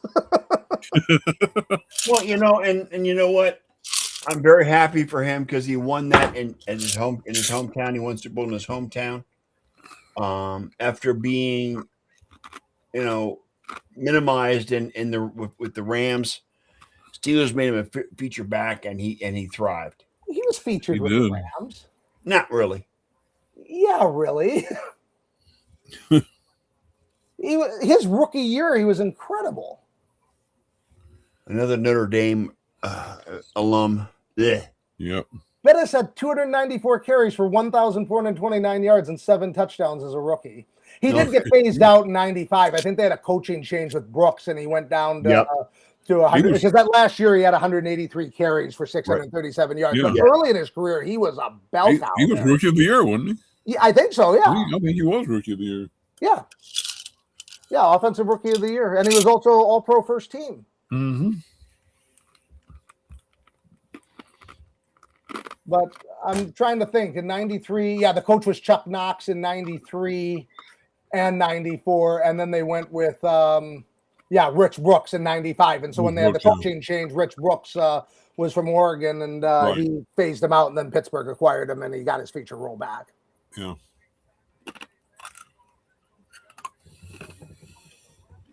Max Iheanacher. Is that how you say his last name? I'm not good at pronouncing names. I'll take your word for it. Tackle from Arizona State. Offensive tackle, I'm assuming. 6'5", 321. That's a big boy. Max Iheanacher. Iheanacher, is that how you say it? Iheanacher, I think, yeah. The interesting about this is they have Broderick Jones at one tackle, Troy Fatno at the other tackle. So what CBS Mike's Renner is saying about this is he only started to play football 5 years ago, and he's an intriguing developmental tool. That's kind of interesting that they would go with that type of player when you got Aaron Rodgers, who lot of people think is May going or to may not come back. may or may not come back, but probably coming Right. back. And so you think that you would think they would go with a player that would be able to help them a little more this year and not Well- a guy that's 2 or 3 years down the road. Not only that, Derek, but by the fact they've taken a tackle indicates that Aaron Rodgers may be back after all. But it's not a tackle that's going to be projected to start this year. Yeah. That's what I'm saying. They got 2 starting tackles already, and this guy's only been playing for 5 years. I mean, this is a guy that probably be a starter in 2027 when they move off of one of these guys. But Aaron Rodgers isn't going to be there in 2027. No, he's not. I mean, they got Mason Rudolph and the kid from Ohio State. I forgot his name. On the Howard. roster. Howard. Huh? Howard. Yeah. Howard, you're right. Correct. So I mean, and they're high on Howard, believe it or not. They're really high on that kid. They are, and I think that's the smart move for them is, if they can get Rodgers to come back this year and have Howard sit for one more year, then they can see where they finish this year. If Rodgers is hurt and crashes out and burns, it's a good quarterback class next year. If they don't like Howard and a quarterback falls in their lap, they can always take one. Howard wasn't drafted high enough that they can't. But at the same time, if Rodgers does well and has them in the playoffs again and the quarterback isn't there, they can go with Howard next year. Yes. Yes. Chargers get a nice edge rusher from Miami. Yep. Top edge available, grabbing Miami's Akeem Masador. Yeah. And that's a Harbaugh pick. I mean, Harbaugh defense, run the ball. He's Right. kind of an old school Right. coach, and so Right. that doesn't surprise me that they Yep. add some pass rush. Yep. Dallas is on the clock, Ken. Mm-hmm. And I'm going to see what Cleveland does, and then we're going to get the hell out of here Okay. because Daddy has to sleep. You know who's there for Cleveland? Denzel Boston, wide receiver.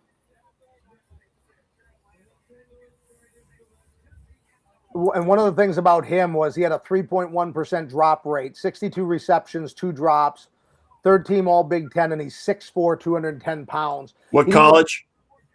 Washington. Okay.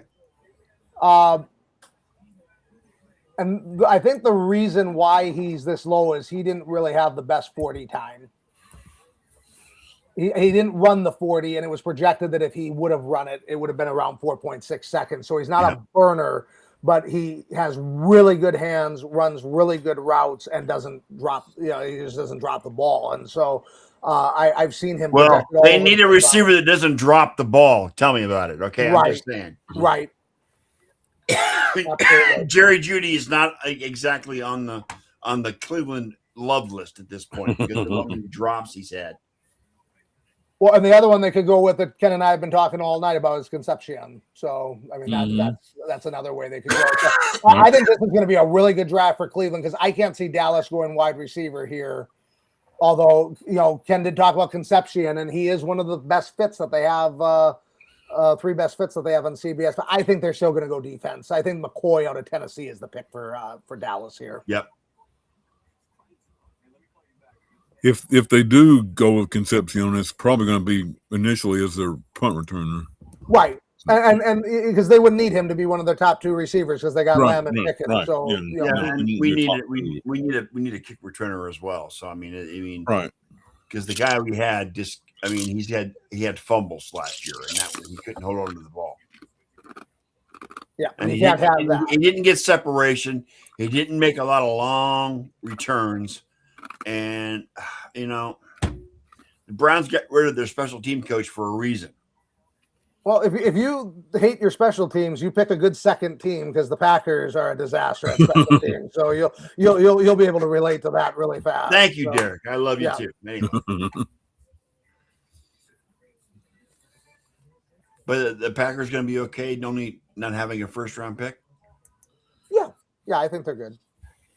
They need to find the thing about the Packers is they usually don't actually do that well with their first round pick. They're really good in 2, 3, and 4. Okay. And so there's a lot of people in Green Bay that aren't really upset that they don't have a first round pick this year. So,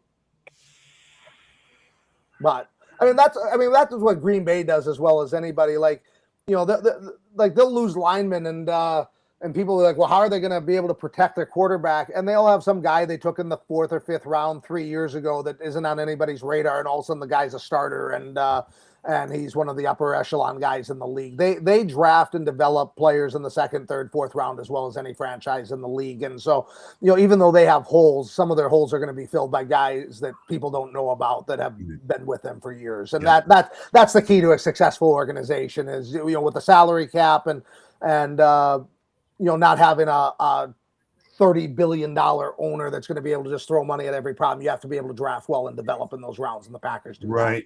Score update: Raptors 108, Cavaliers 97 with 5:39 left in the 4th. Uh-oh.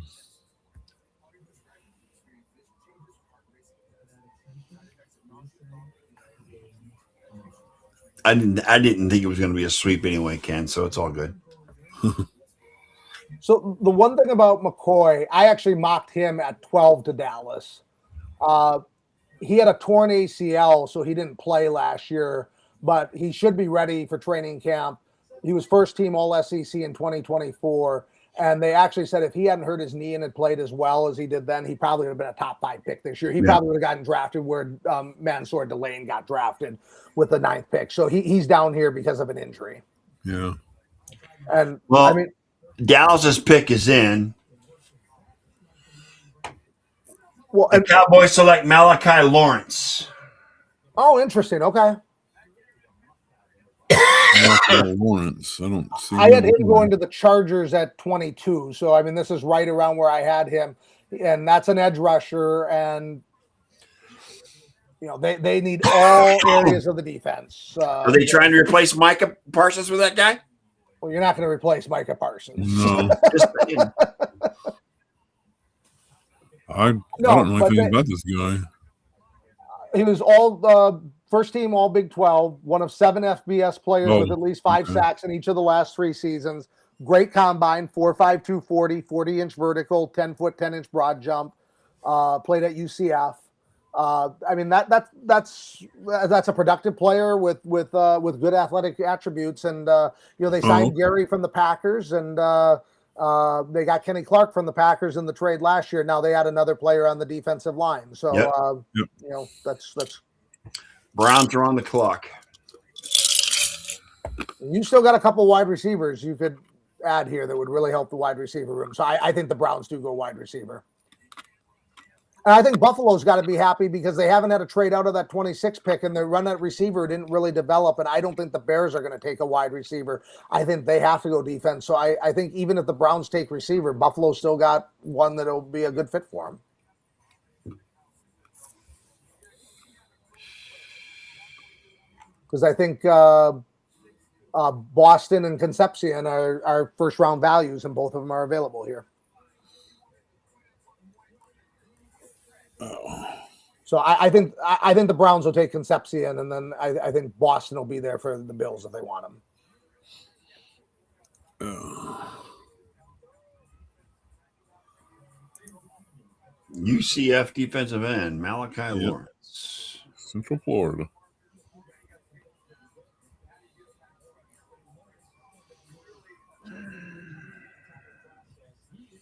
Juicy, violent hands, huge potential. 6'4" 3/8 and 253. Doesn't show me his 40 time, but that's all right. Yeah, I don't read much into this 40 time. It's just a gauge. I mean, it's 4.52. I mean, what I look at that is you're going to have to chase down quarterbacks from behind. If you're running a 4.7 or 4.8 40, you're probably going to have a hard time chasing down a lot of these quarterbacks. At 4.52, you have the speed. And what I like is the 40-inch vertical. That vertical shows you the explosion and the athleticism. Right. And so he's got both. Broad jump was 10 feet 10 inches. That's good. I mean, so he's got all the tools there. According to Jordan Schultz, NFL Insider, the Browns are taking Texas A&M wide receiver Casey Concepcion. Yeah, that makes sense. I think both of you guys have to be happy with your drafts. I mean, you both had 2 first-round picks for your favorite team. Ken's team loaded up on defense, and defense was the weak area of the team. Scott, you got your tackle, and now your wide receiver. I mean, that's all you can ask for. You got talented players at areas of need, and now you see if the coaching staff can coach them up, and if the guys pan out. Yep. Yeah, I was hoping for offensive tackle and wide receiver in the first round. I didn't care if it was the 6th pick or the 24th. Yeah. I remember from Rochester. I was hoping for both. So, and Concepcion's a really good receiver, so we'll see how it works out. You know what I'll be interested to see as we get later in the draft, and sometimes you get stories into thought processes. I wonder if the Browns were going to take Carnell Tate at number 6, and when Tennessee kind of surprised them and took him at 4, right? But then they decided, okay, there's a bunch of linemen here. Yeah, we can trade down. But I wonder what would have happened if the Titans had not taken Carnell Tate, 4, if the Browns would have taken him at 6. And that's a good question. I'm not sure either, Derek. I mean, I don't know that they would have gone offensive tackle if Caleb. I mean, if he was there at 6. So, but still, I'm happy with the first round of the Browns. I mean, offensive tackle, wide receiver. Those are the 2 places they had needs. So far, the start of the Munkin era is off to a good start. We still got 7 more picks in the next 6 rounds. So and the 2 players that should help you this year. These aren't guys you're going to have to wait till 2027 or 2028 to help you. They're going to be on the field this year, making plays and helping you win. Hopefully help you win games. Yeah, I like Munkin's attitude. He doesn't like losing. He doesn't like poor play. He's going to hold these guys accountable. So I like his attitude. I like the way he's approaching this at this point. Well, Lamar Jackson had one of the best seasons of his career with him as the offensive coordinator. I mean, you have to debate on which MVP season you like better. I mean, I think as a runner, he was better. Jackson was better in the 19 season, but as a passer, I mean, he had 41 touchdowns and crazy low interceptions. I can't remember if it was 3 or 5 or 6 or what it was, but it was under 10. I know that. So, I had one of the 5 best quarterback ratings in the history of the league. Yep. So I mean, I don't think the only thing that was a little untraditional about the hire is that usually you don't have a first-time head coach getting his first job in his late 50s.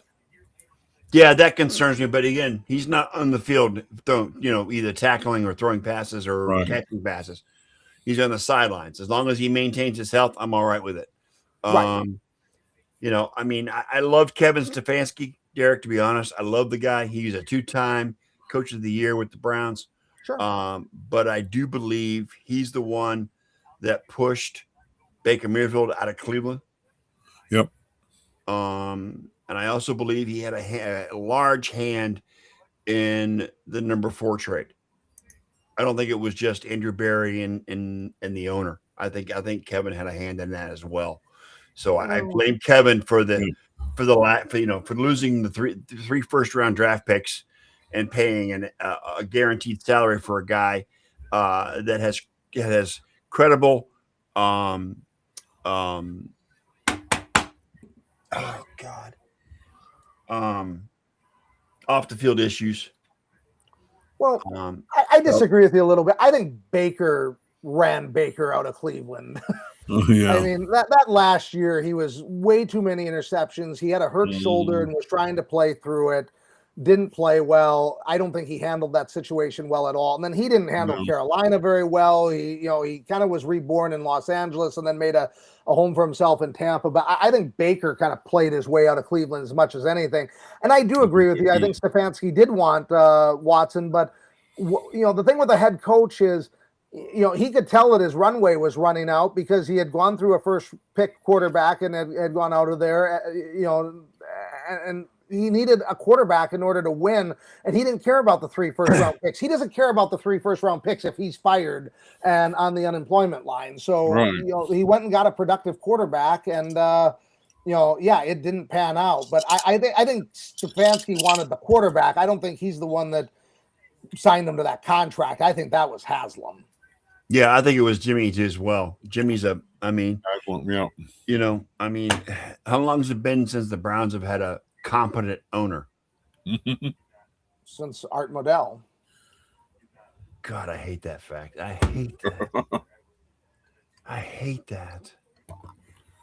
But Modell is the kind of guy that where Browns fans, well, if they find his grave, are going to piss on it for pulling the Browns out of Cleveland in the first place. But I mean, I have to agree with you. Under Art Modell, we did go to 3 AFC championships. He brought in Bill Belichick, who had the team on a winning route. But when he announced the team was leaving in '95, they tanked. They tanked. And I mean, writing was on the wall. They were, I mean, they were preseason favorites to win the AFC. And then Modell pulled his shit, and then they tanked. So that documentary, the '95 Browns football life, is just incredible. And they talked about that Belichick was trying to go and find other people that had dealt with other situations to see how to handle it. And there was just no roadmap for having an owner pull a team, because they started that season 3-1. Look at that coaching staff in '95, Derek. It's insane. Nick Saban was on that coaching staff. Yep. Jim Schwartz. Eric Mangini. Yes. Phil Savage. Yes. Mike Lombardi. Yes.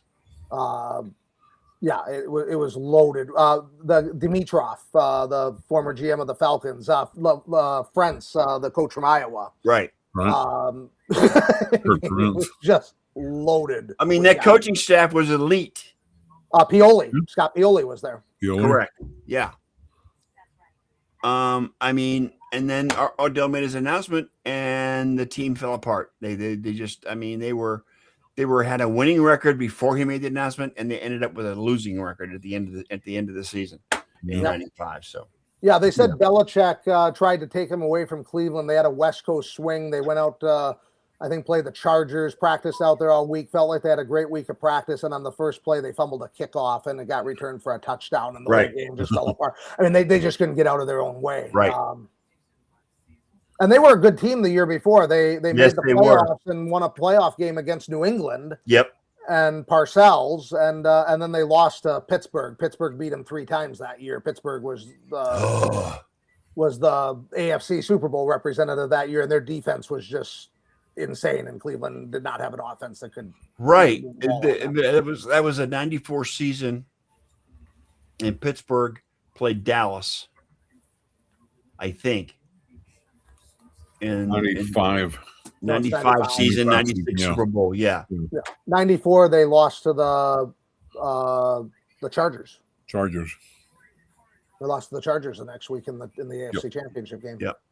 So anyway, all right, guys, we're gonna get out of here. I love it. We almost made it to 3 hours. That was great. I had such a fun time doing this. Yep, Derek, thanks for joining us. We really appreciate it. I'm just sorry that Wayne and Elliot were not able to make it tonight. It would have been so much fun. Yep. Hang on a second. What's going on here? Yeah, whatever. I got a spam in the chat. Anyway, gentlemen, again, today starts the season for 2026-27. Here we go. So anyway, enjoy the hockey playoffs, Derek. Enjoy the basketball playoffs. And I'm going to enjoy both, as well as the PGA Championship in May. So, it's getting good. Good time of the year. Anyway, on behalf of my co-host, Mr. Ken Casso, and our special guest, Mr. Derek Laughlin, I am the sports nerd. We are out of here. We'll see you on Sunday night at 7:30 p.m. Eastern time. Hopefully the band will get back together at that point. And with that being said, we're out. Peace out.